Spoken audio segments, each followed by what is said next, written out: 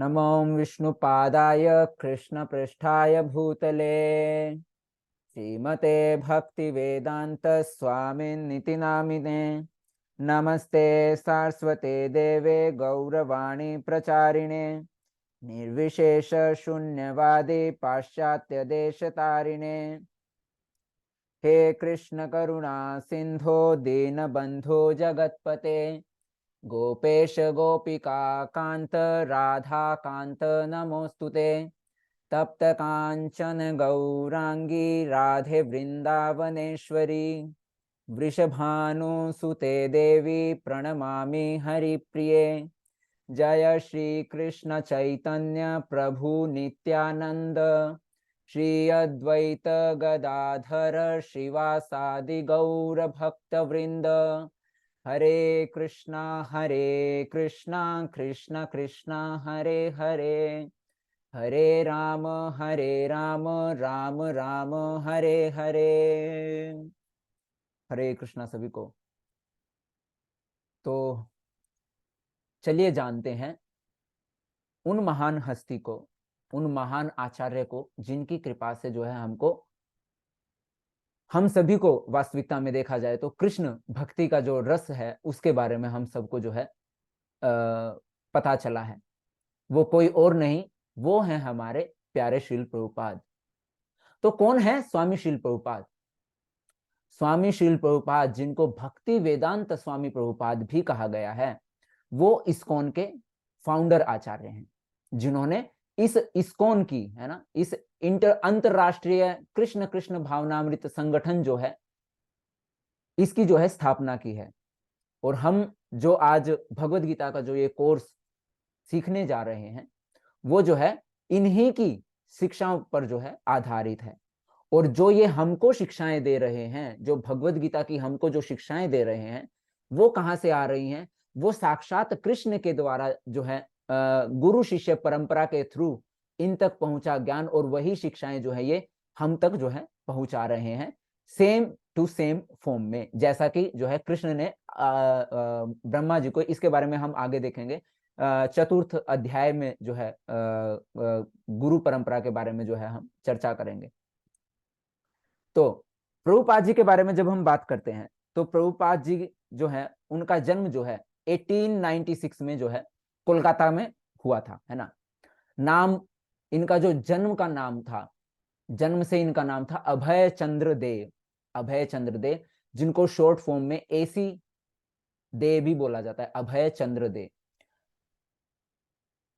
जब ये 5 वर्ष की जब इनकी आयु थी, 5 वर्ष की आयु में इन्होंने पहली बार जगन्नाथ रथ यात्रा इन्होंने की थी। और जो आज भी पूरे विश्व में जो है बहुत बड़े स्तर पर आप देखते हैं ना, अमेरिका में जगन्नाथ जी की रथ यात्रा चल रही है, फ्रांस में चल रही है, रशिया में चल रही है ना, बहुत बड़े स्तर पर जो है आप सभी को ये देखने को मिलता है। तो सबसे पहली बार श्रील प्रभुपाद जी ने जगन्नाथ जी की रथ यात्रा जो है वो 5 वर्ष की आयु में जो है की थी। 6 वर्ष की आयु में प्रभुपाद जी ने अपने पिता से आग्रह किया। असल में प्रभुपाद जी जो हैं वो जन्म से ही एक बहुत बड़े भक्त थे। जहां 5 वर्ष की आयु में, 6 वर्ष की आयु में बच्चे गुड्डे गुड़िया से खेलते हैं, है ना, किसी को आप देखते हैं कि आप सभी के बच्चे, है ना, कैसी कैसी डिमांड्स करते हैं कि उनको 6 वर्ष की आयु में ट्रक चाहिए, या उनको कोई सुपरमैन का एक स्टैचू चाहिए जिनके साथ वो खेल सके, है ना, स्पाइडरमैन चाहिए, या और भी कई सारे। हम भी, मतलब आप सभी भी जब 5-6 वर्ष की आयु में जब रहे होंगे तो आपने भी अलग अलग खिलौनों की डिमांड की होगी। बट प्रभुपाद जी जो हैं, जब वो 6 वर्ष की आयु के थे तो उन्होंने अपने पिताजी से अपने निजी, खुद के लिए एक निजी अर्च विग्रह की जो है प्रार्थना की कि मुझे जो है राधा कृष्ण के अर्च विग्रह चाहिए जिनकी मैं पूजा कर सकूं, जिनकी मैं अर्चना कर सकूं। तो प्रभुपाद जी जो है वो जन्म से ही एक बहुत महान भक्त थे।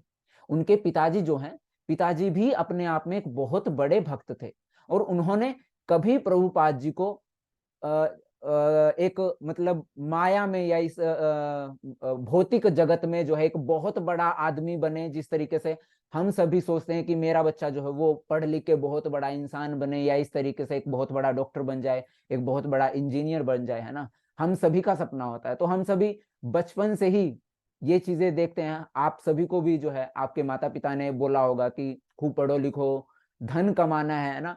हम भी वही चीज अपने बच्चों को सिखाते हैं, परंतु जो प्रभुपाद जी के जो पिताजी थे, उनके मन में ऐसा कुछ भी नहीं था कि मेरा बच्चा जो है वो बड़ा होकर के बहुत बड़ा आदमी बने, या पैसा हो या गाड़ी हो, ऐसा नहीं था।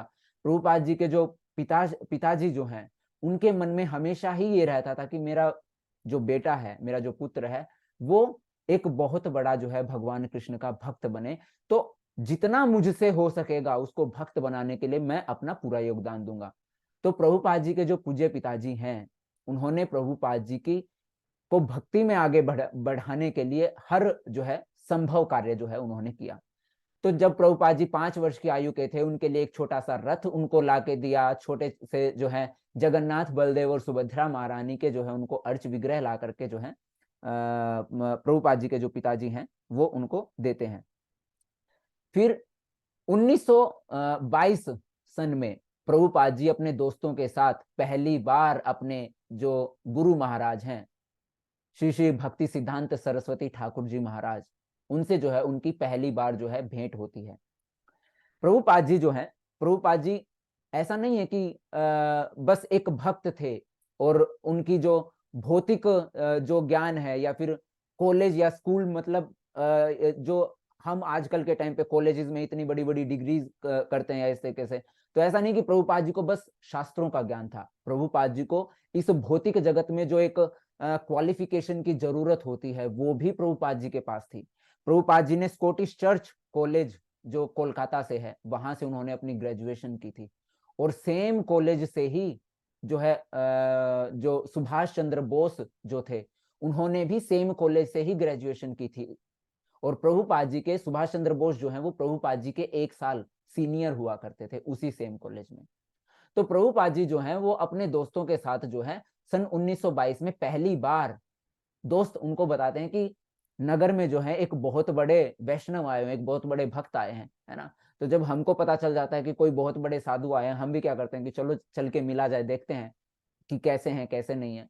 तो प्रभुपाद जी जो है वो अपने दोस्तों के साथ जो है पहली बार अपने जो है भक्ति सिद्धांत सरस्वती ठाकुर जी महाराज से जो है जस्ट रैंडमली मिलने के लिए जाते हैं, है ना। और प्रभुपाद जी जो है इंग्लिश में बहुत ज्यादा जो है फ्लुएंट थे, उनकी अंग्रेजी की जो भाषा है वो बहुत ज्यादा जो है स्ट्रोंग थी, बहुत ज्यादा ताकतवर थी। तो जब वो अपने गुरु महाराज से, मतलब भक्ति सिद्धांत सरस्वती ठाकुर से जब वो मिलते हैं, तो वो बहुत ज्यादा उनसे प्रभावित होते हैं। भक्ति सिद्धांत सरस्वती ठाकुर महाराज उनसे, उनको पहली ही भेंट में उनको बोलते हैं कि तुम्हारी इंग्लिश जो है इतनी अच्छी है, तो तुम क्यों ना पूरे विश्व में जो है ना, पाश्चात्य देशों में जाओ और पाश्चात्य देशों में जाकर के जो है कृष्ण भक्ति का प्रचार क्यों नहीं करते हो, तुम युवा हो, है ना, और तुम्हारी अंग्रेजी भाषा पर पकड़ भी तुम्हारी बहुत स्ट्रोंग है। तो प्रभुपाद जी को उनके गुरु महाराज ने पहली भेंट जब उनके गुरु महाराज से हुई थी, श्री भक्ति सिद्धांत सरस्वती ठाकुर जी महाराज से, तो तभी जो है भक्ति सिद्धांत सरस्वती ठाकुर जी महाराज ने उनको जो है उनके जीवन के लक्ष्य के रूप में एक बात उनको कही कि पाश्चात्य देशों में जाओ और कृष्ण भक्ति का जो है प्रचार करो। परंतु जब 1922 में जब ये प्रभुपाद जी की भेंट जो है भक्ति सिद्धांत सरस्वती ठाकुर जी महाराज से जब होती है, उस समय जो है भारत जो है आजाद नहीं था, है ना। तो भारत आजाद नहीं था, वो उन्होंने जो है अपने गुरु महाराज को कई पत्र भी लिखे कि अभी तो जो है भारत आजाद भी नहीं है, तो किस तरीके से मैं स्वतंत्रता पूर्वक जो है बाहर जा सकता हूँ या फिर प्रचार करने का कार्य मैं किस तरीके से कर सकता हूँ। तो उन्होंने वेट किया। जब आंदोलन चल रहे थे, स्वतंत्रता के आंदोलन चल रहे थे, प्रभुपाद जी हर वो मौका पकड़ लेते थे जहां पर भी उनको जो है किसी भी तरीके का सम्मेलन होता दिखाई देता, और वहां जाकर के जो है वो कृष्ण भक्ति का प्रचार करना शुरू कर देते। आगे जाकर के 1965 में पहली बार जो है प्रभुपाद जी अमेरिका जाते हैं, और जिस जहाज में बैठ करके वो अमेरिका जाते हैं उसका नाम था जलदूत। प्रभुपाद जी की आयु, जिस समय वो अमेरिका गए थे, तो उस समय प्रभुपाद जी की जो आयु थी वो 70 वर्ष की थी, है ना। 70 वर्ष की आयु में प्रभुपाद जी पहली बार जो है अमेरिका जाते हैं। 70 वर्ष के आयु में पहली बार अमेरिका जाते हैं। अमेरिका जाते हुए उन्होंने उनके पास जो था 3 पुस्तकें थी जो उन्होंने खुद से लिखी थी। 3 पुस्तकें थी और 40 रुपए जो है उनकी जेब में थे। केवल 40 रुपए और कुछ पुस्तकें जो हैं वो अपने साथ लेकर के जा रहे थे। इस जलदूत के जो कैप्टन थे, इस जलदूत जहाज के जो कैप्टन थे, उनको भी उन्होंने एक पुस्तक जो है दी थी, है ना, दान की थी या जो डिस्ट्रीब्यूट की थी, है ना, बांटी थी। एक पुस्तक जो है उनको भी दी थी, जिस पुस्तक के बदले में जो है, जिस पुस्तक के क्या बोलते हैं, डोनेशन के बेसिस पर जो है, जो उस जहाज के जो कैप्टन थे, उन्होंने प्रभुपाद जी को $20 दिए। तो प्रभुपाद जी के पास जब वो अमेरिका पहुंचे तो उस समय 40 रुपए और $20 जो है उनकी जेब में, और जो उनके पास जो उनकी खुद से लिखी हुई पुस्तकें थी, वो 3 जो है पुस्तकें थी। प्रभुपाद जी ने तब तक जो है 3 पुस्तकें ही अपने हाथ से लिखी थी। फिर उसके बाद प्रभुपाद जी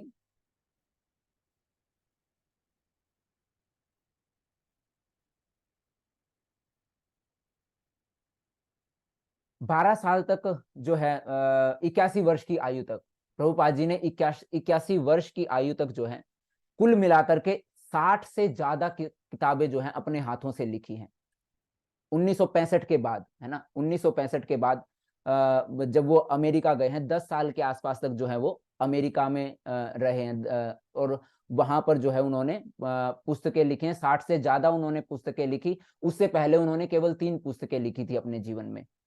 शिष्यों की संख्या, अमेरिका जाने से पहले प्रभुपाद जी के कोई शिष्य नहीं थे, पर 1965 के बाद 12 साल में, है ना, 81 वर्ष की आयु तक जो है प्रभुपाद जी के 4000 से ज्यादा जो है उनके शिष्य थे।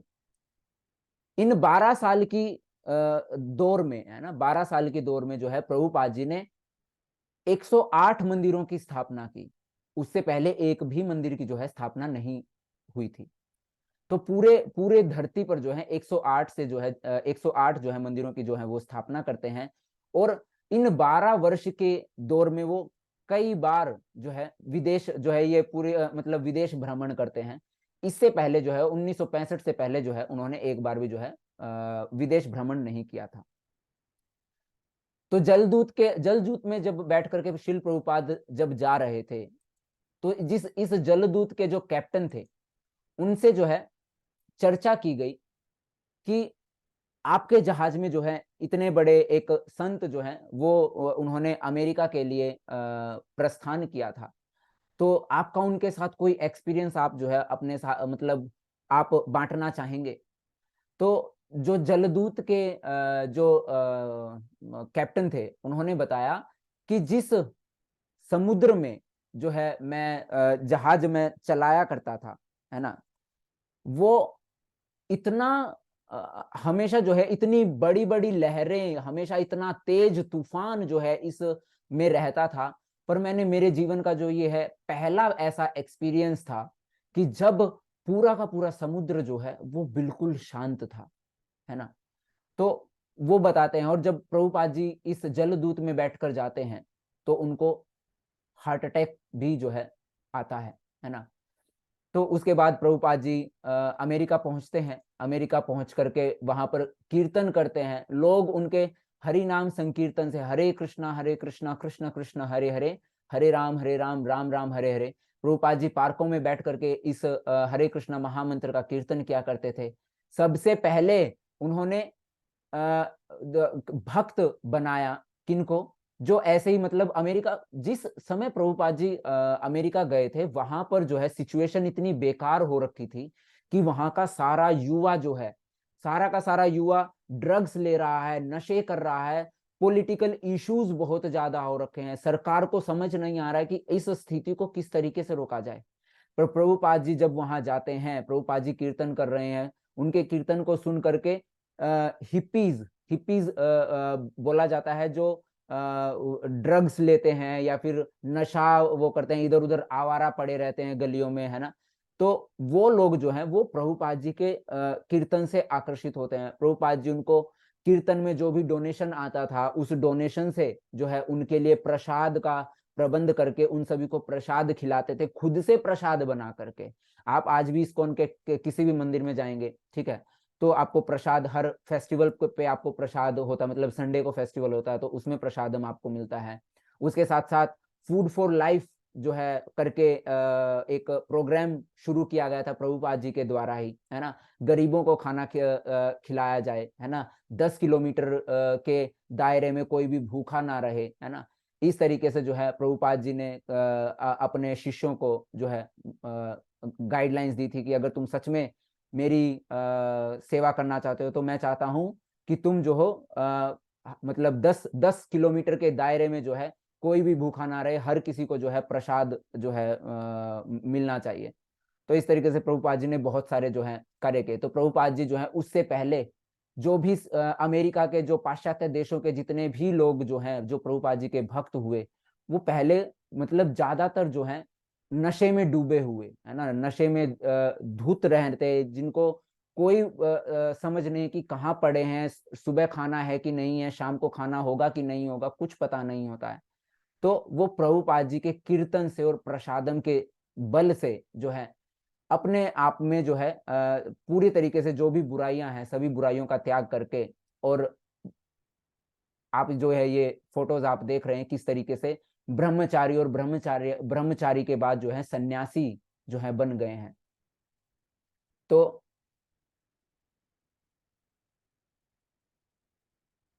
जितने भी लोग थे, है ना, जितने भी वहां पर पाश्चात्य देशों में बुराइयों से लिप्त जो थे लोग थे, वो सारे के सारे प्रभुपाद जी से बहुत ज्यादा आकर्षित हुए।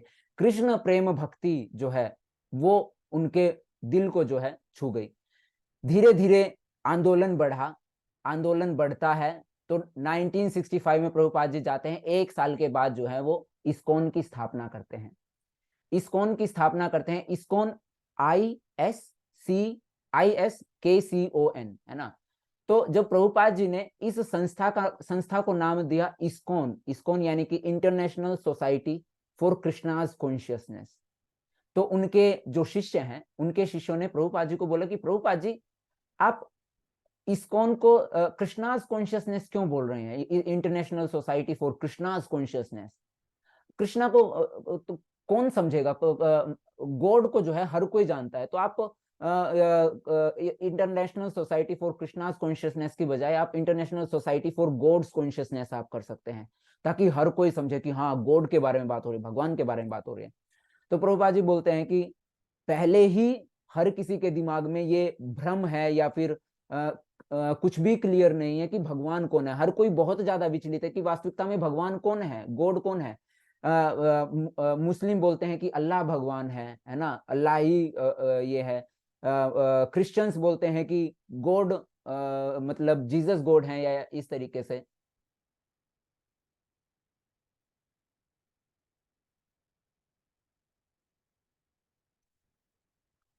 तो जब ऐसा होता है तो प्रभुपाद जी बोलते हैं कि मैं इस कंफ्यूजन को बिल्कुल जो है जड़ से खत्म कर देना चाहता हूं, है ना, किसी के मन में डाउट ही ना रहे, क्योंकि कृष्ण ही परम भगवान है ना। सारे शास्त्र बोलते हैं कि कृष्ण भगवान, और कृष्ण जो है वो स्वयं बोल रहे हैं कि हाँ मैं भगवान हूं, है ना। तो भगवान बोल रहे हैं कि ये मैं कंफ्यूज प्रभुपाद जी बोलते हैं कि मैं ये कंफ्यूजन और छोड़ना ही नहीं चाहता हूं किसी के भी हृदय में। इसलिए प्रभुपाद जी जो है इस सोसाइटी का नाम रखते हैं international society for Krishna's consciousness. Prabhupada ji को पाश्चात्य देशों में जाने की जरूरत क्यों पड़ी? पहले प्रभुपाद जी ने कृष्ण भक्ति का प्रचार जो है अपने घर से शुरू करने की कोशिश की, यानी कि भारत से शुरू करने की कोशिश की।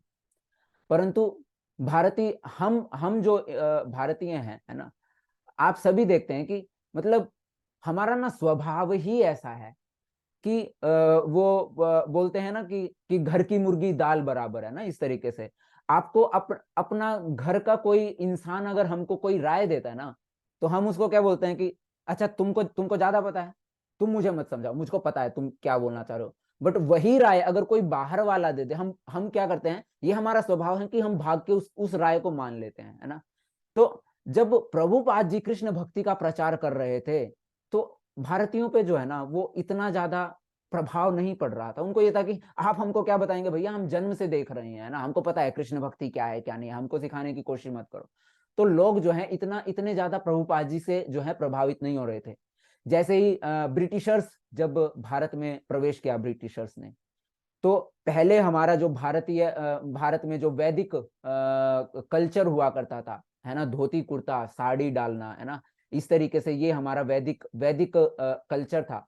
पर जैसे ही पाश्चात्य देशों से ब्रिटिशर्स आए, वो जीन्स पैंट डालते थे, उनका पहनावा अलग था, तो उनको देख करके हमने भी क्या किया, अपना पहनावा चेंज कर लिया, खान पान जो है वो बदलता चालू हो गया, है ना। तो प्रभुपाद जी ने देखा कि भारतीय तो जो है वो बाहर वालों से ज्यादा प्रभावित हो रहे हैं, अपनों से ज्यादा प्रभावित नहीं हो रहे हैं। तो प्रभुपाद जी ने सोचा कि क्यों ना पहले बाहर वालों को ही प्रभावित किया जाए।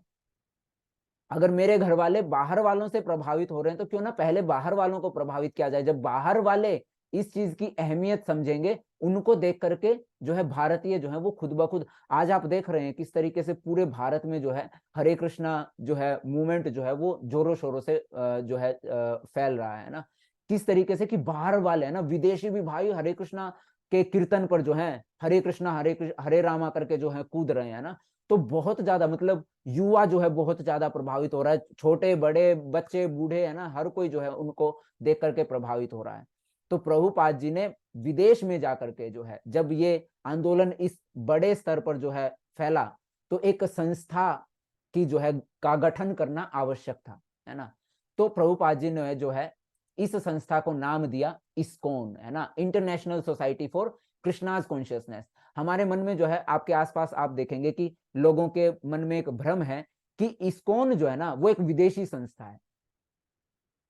इस्कॉन जो है एक विदेशी संस्था है, और इस्कॉन में जो भी दान वगैरह होता है वो पैसा जो है विदेशों में भेजा जाता है, क्योंकि इस्कॉन जो है वो भारतीय संस्था नहीं है।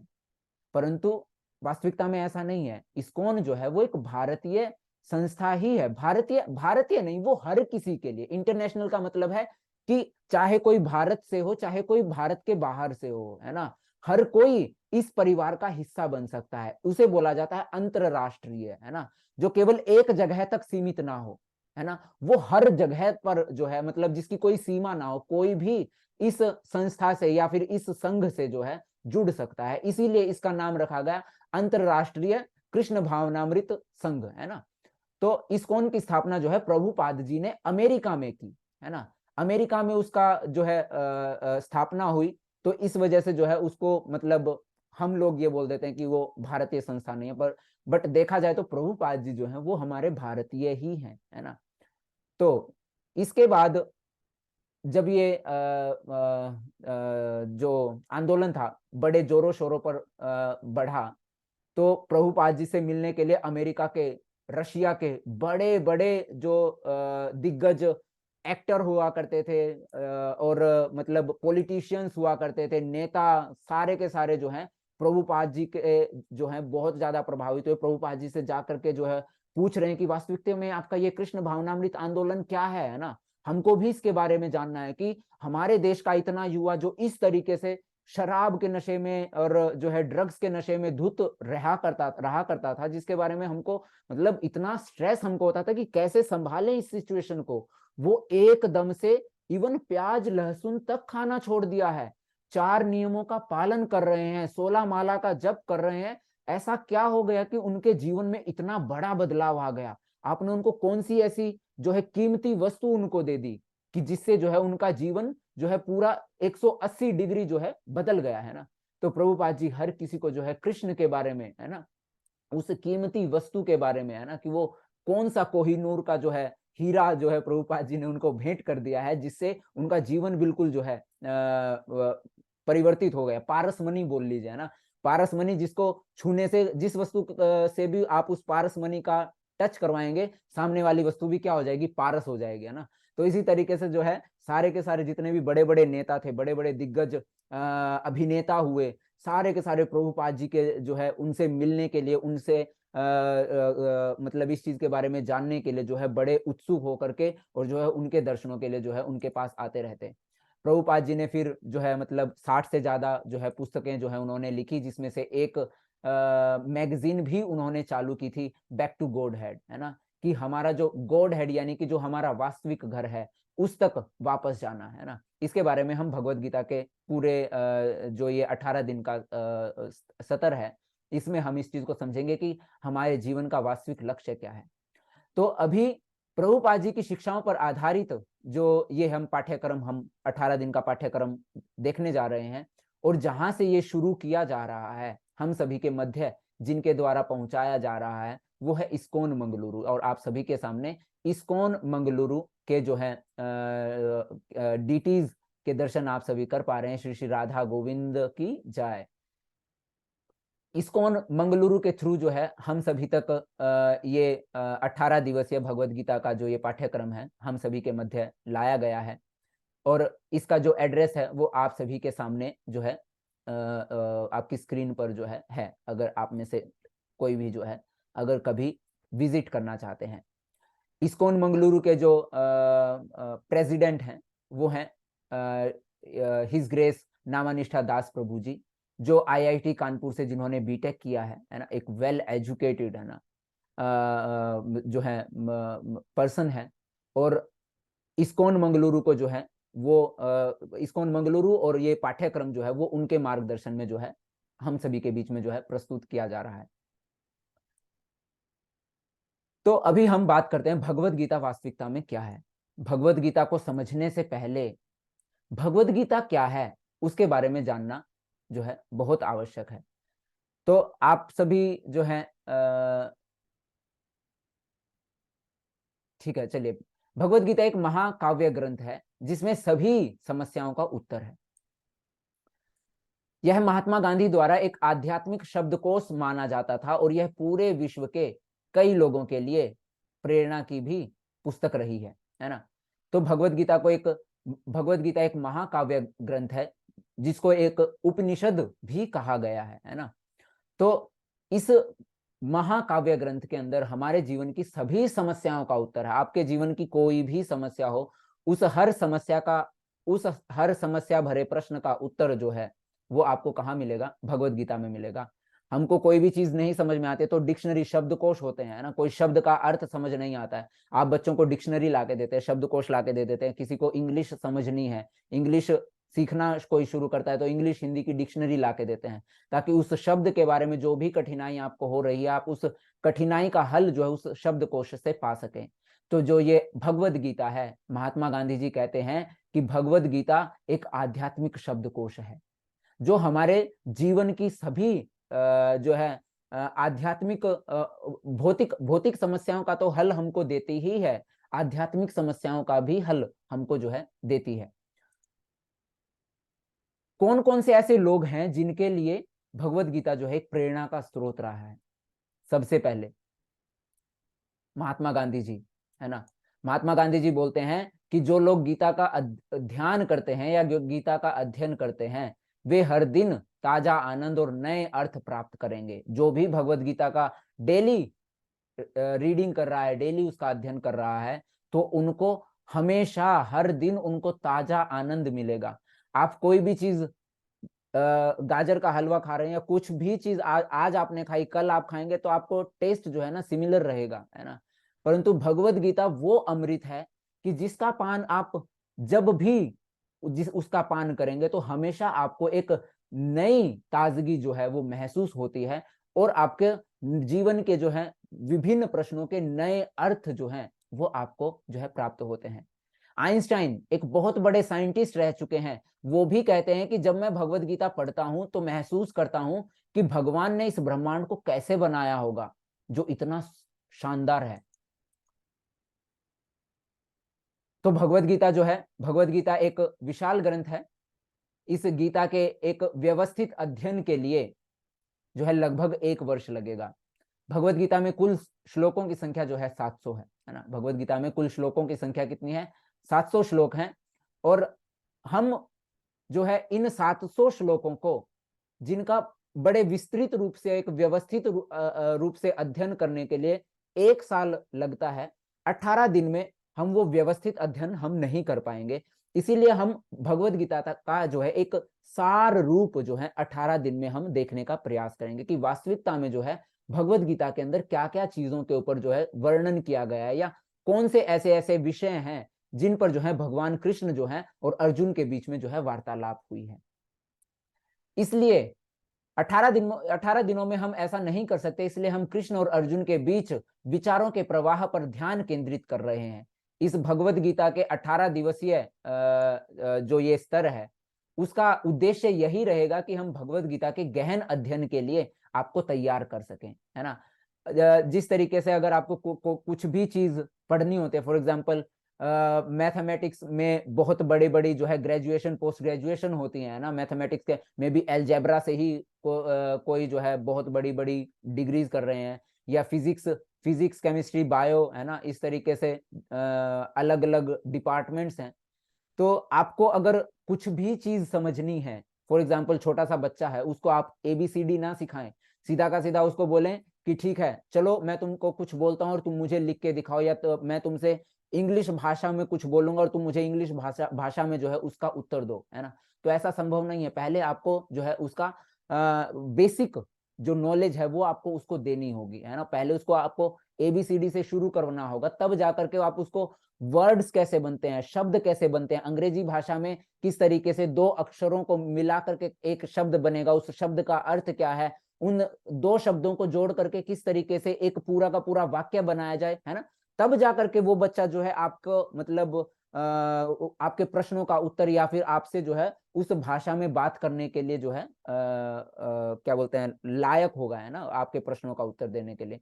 इसी तरीके से अगर भगवत गीता का जो अध्ययन है, एकदम से अगर भगवत गीता विस्तृत रूप से आपके सामने अगर ला के रख दी जाए, जब तक उसका बेसिक हमको नहीं पता है, तो हमारे लिए वो क्या होगा, हमारे लिए वो मतलब अपाचनीय होगा, है ना, हम उसको पचा नहीं सकेंगे, है ना। तो पहले हमको बेसिक तरीके से उसको समझना होगा। तो इन 18 दिन में हम वो एक स्टेज तैयार करने वाले, एक प्लेटफॉर्म हम तैयार करने वाले हैं, जिसके बाद जो है हम इस भगवत गीता के जो है एक विस्तृत रूप से अध्ययन के लिए तैयार हो पाएंगे।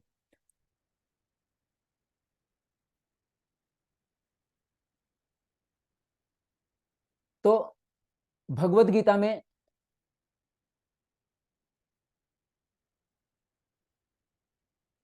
हरे कृष्णा, एक सेकंड, रिकॉर्डिंग नहीं चल रही है क्या? हरे कृष्णा प्रभु जी, आई थिंक मैंने रिकॉर्डिंग चालू की थी। हाँ चालू, रिकॉर्डिंग नहीं चालू है। रिकॉर्डिंग चल रही है प्रभु जी। हरे कृष्णा। जी प्रभु जी। जी अभी जो है कई डिवोटी मतलब वो कर रहे हैं मेरे पास रिकॉर्ड करने के लिए। आप सभी को मैं बताना चाहूंगा कि ऑलरेडी जो वीडियो जो है उसकी रिकॉर्डिंग चल रही है ना। जैसे ही हमारी क्लास ये आज का सत्र जो है समाप्त होगा, उसके बाद ये रिकॉर्डिंग जो है यूट्यूब पर जो है मतलब डाल दी जाएगी और आप सभी तक इसकी रिकॉर्डिंग जो है पहुंच जाएगी। तो आप सभी निश्चिंत होकर के बैठे, है ना, और जो हम समझ रहे हैं उसको बढ़िया तरीके से समझे, है ना। तो जीवन में एक मौका मिला है ना, और वो भी पता नहीं किस तरीके से कृष्ण की कृपा हुई है, नहीं तो हम भी नहीं जानते कि कितने जन्मों से हम भटक रहे हैं और ज्ञान जो है हमको नहीं हुआ है ना। तो बहुत कई सारे जो है लाखों जन्मों के जब पुण्य एक साथ उदय होते हैं, तब जाकर हमको कृष्ण भक्ति या कृष्ण के बारे में जानने का जो है हमको अवसर मिलता है। और अगर हमको इतना सुअवसर हमको मिला है कि हम वो महान ज्ञान जो है जो भगवान कृष्ण ने अर्जुन को दिया, और अर्जुन से पहले भी 20 लाख साल पहले भगवान इस ज्ञान को जो है दे चुके हैं, वो वही पुराना ज्ञान जो है हम सभी को जो है मिल रहा है, हम सभी जो है उसको पाने के का सौभाग्य जो है प्राप्त कर पा रहे हैं। तो इसीलिए जो है अपना ध्यान और अपना मन दोनों के दोनों जो है हम यहाँ पर केंद्रित रखें, है ना, यही हमारा जो है उद्देश्य होना चाहिए। तो अर्जुन की माया को कृष्ण की ही व्यवस्था जो है समझना होगा। भगवत गीता में हम सभी को पता है कि भगवत गीता में अर्जुन जो है अर्जुन विचलित हैं, और कृष्ण जो है अर्जुन के विचलित होने के जो संदेह हैं या जो उनके प्रश्न हैं, उनके प्रश्नों को जो है समझा रहे हैं। अर्जुन कौन है? अर्जुन कोई नॉर्मल नॉर्मल इंसान नहीं है ना। अर्जुन कोई हमारे जैसे कोई साधारण मनुष्य नहीं है, बल्कि अर्जुन एक महान भक्त है, एक महान भक्त है, एक महान ज्ञानी है, एक महान क्षत्रिय है।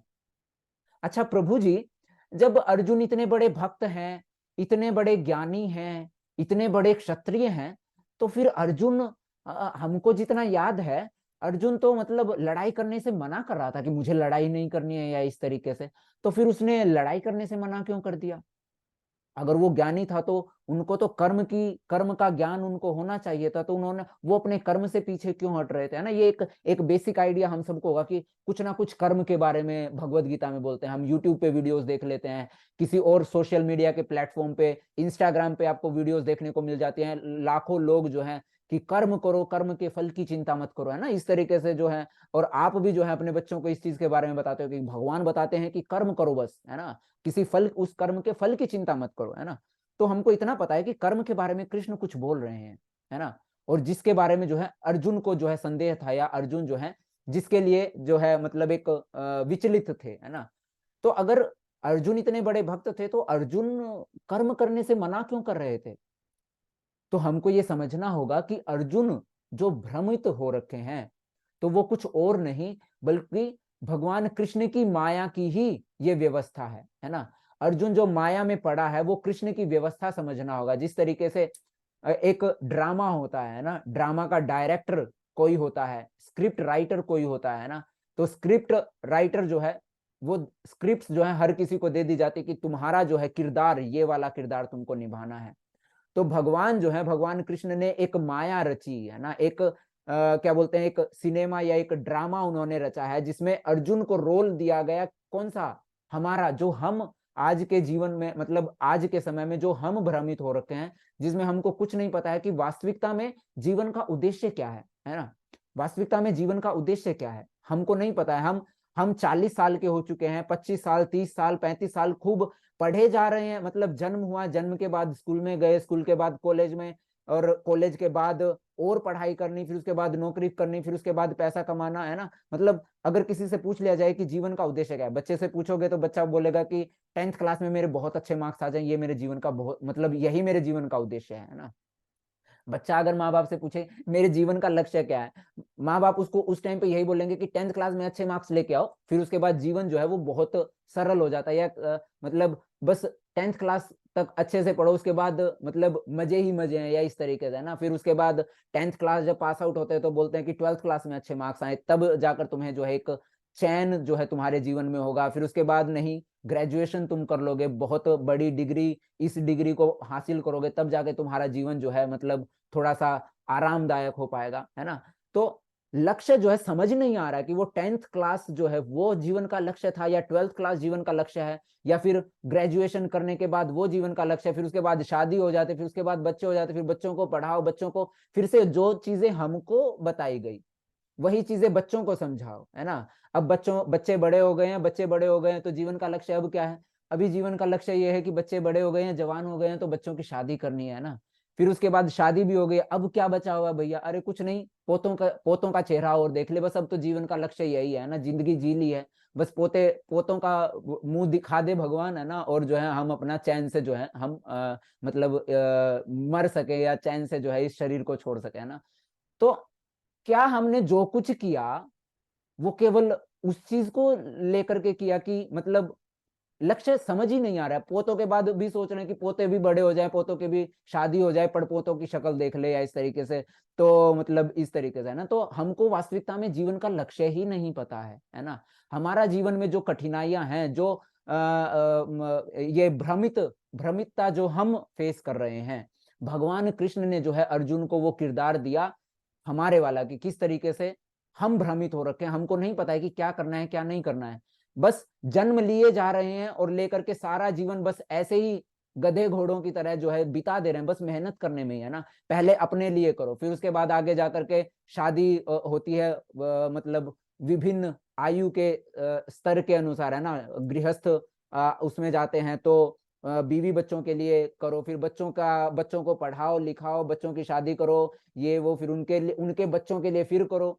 तो सारी जिंदगी जो है ना वो मतलब समझ नहीं आया कि वो वास्तविकता में जो है हमने किसके लिए वो जिंदगी जी है ना। बस ऐसे ही मेहनत करते जो है चले गए, पर मेहनत किसके लिए की वो हमको नहीं समझ में आया। तो भगवत गीता जो है हमको हमारे जीवन का वास्तविक उद्देश्य जो है हमको दिखाती है। उस वास्तविक उद्देश्य को प्राप्त करने के लिए किस तरीके से जीवन को जिया जाए, जीवन में कौन कौन सी कठिनाइयों का सामना हमको करना पड़ेगा और उन कठिनाइयों का हल क्या होगा, वो भगवत गीता हमको सिखाती है ना। हम इस चीज के ऊपर चर्चा करेंगे। आप में से आप सभी से जो है इस चीज के बारे में बात करूंगा कि हमारे जीवन का वास्तविक लक्ष्य क्या है ना। तो यदि अर्जुन भ्रमित नहीं होता तो कृष्ण को भगवत गीता बोलने के लिए कोई आवश्यकता ही नहीं होती। अगर अर्जुन भ्रमित नहीं होते तो वो भगवत गीता क्यों बोलते।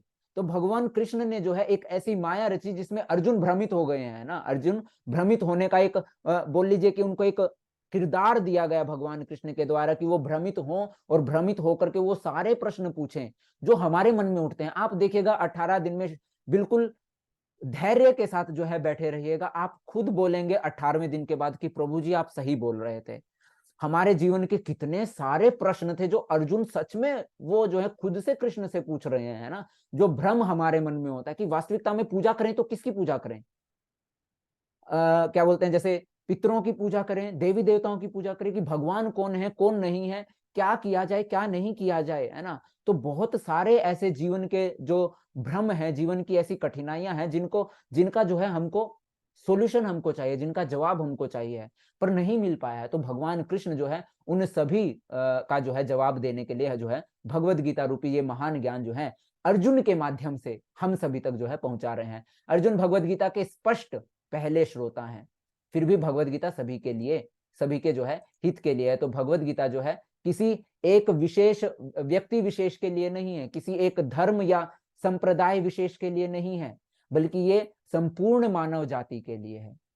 जो भी कर्म करता है, जो भी इस पृथ्वी पर कर्म कर रहा है, हर किसी के लिए भगवत गीता जो है उतनी ही अनिवार्य है, उतना ही एक अनिवार्य जो है रोल भगवत गीता जो है उनके जीवन में रखती है। तो गीता के इस रहस्यवाद की यात्रा में जो है आप सभी का स्वागत है और इस गीता के रहस्यवाद की यात्रा को जो है हम शुरू करते हैं। तो बात करते हैं भगवत गीता क्या है। आप में से कौन बताना चाहेंगे? हरि बोल।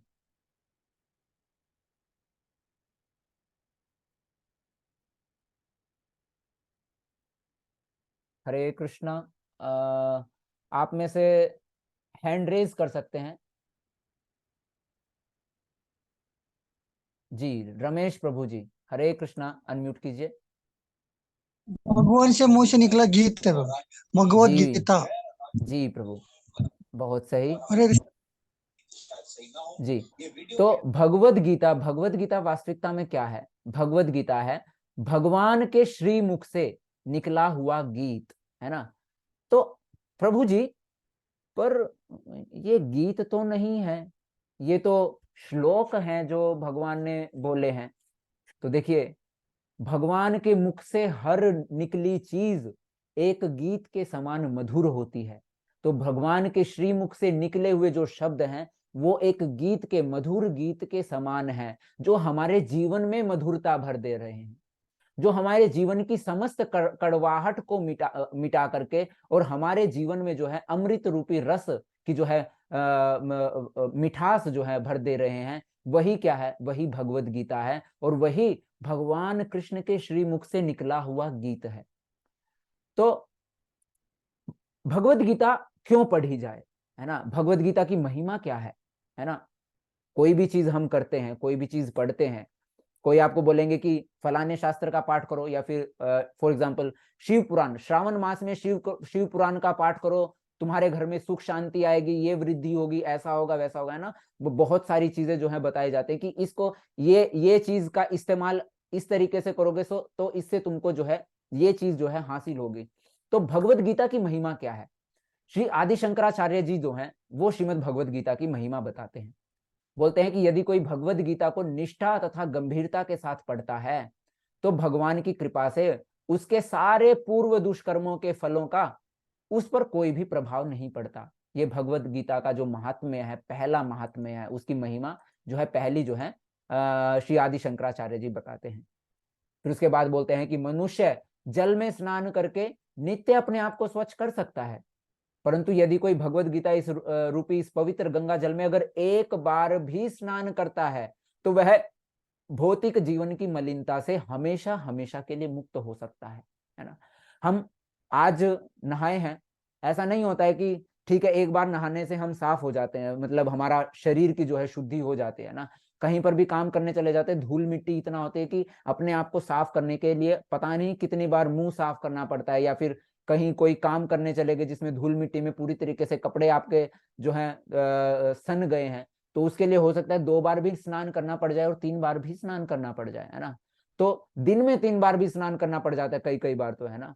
तो हमको जो है अपने आप को स्वच्छ रखने के लिए, अपने आप को जो है साफ सुथरा रखने के लिए निरंतर जो है, नित्य जो है, डेली जो है हमको स्नान करना पड़ता है। परंतु भगवत गीता जो है एक ऐसी पवित्र गंगा है कि जिसमें अगर एक बार भी आप अपने पूरे जीवन में एक बार भी आप डुबकी लगा लेते हैं, एक बार भी आप स्नान कर लेते हैं, तो आप अपने इस भौतिक पूरे भौतिक जीवन की जो समस्त मलिनता है उससे केवल एक बार में छुटकारा पा लेते हैं, है ना। तो ये भगवत गीता की दूसरी महानता है। चूंकि भगवत गीता भगवान के श्रीमुख से निकली है, अतएव किसी अन्य वैदिक साहित्य को पढ़ने की आवश्यकता ही नहीं रहती है। जितने भी शास्त्र हैं, है ना, कई सारे साहित्य हैं, है ना, वो जो है बड़े बड़े ऋषि महर्षियों द्वारा लिखे गए हैं।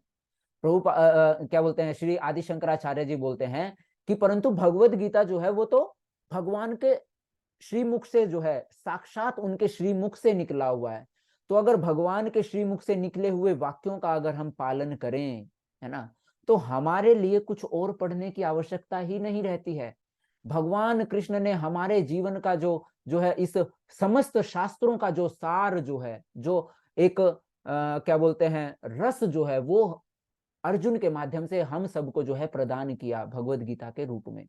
तो केवल भगवत गीता का ही ध्यान पूर्वक और मनोयोग से श्रवण तथा पाठन करना, और केवल एक जो है श्रवण तथा पाठन करना चाहिए, केवल एक पुस्तक कौन सी, जो श्रीमद् भगवत गीता है, वो ही पर्याप्त है, क्योंकि यह समस्त वैदिक ग्रंथों का सार है। और इसका प्रवचन किसी और ने नहीं दिया है, परंतु साक्षात भगवान ने दिया है ना। ये आदि शंकराचार्य जी जो हैं वो खुद बोल रहे हैं, क्योंकि कि इसका प्रवचन जो है वो स्वयं भगवान के द्वारा दिया गया है, इसीलिए भगवत गीता जो है सभी शास्त्रों में जो है सर्वश्रेष्ठ है।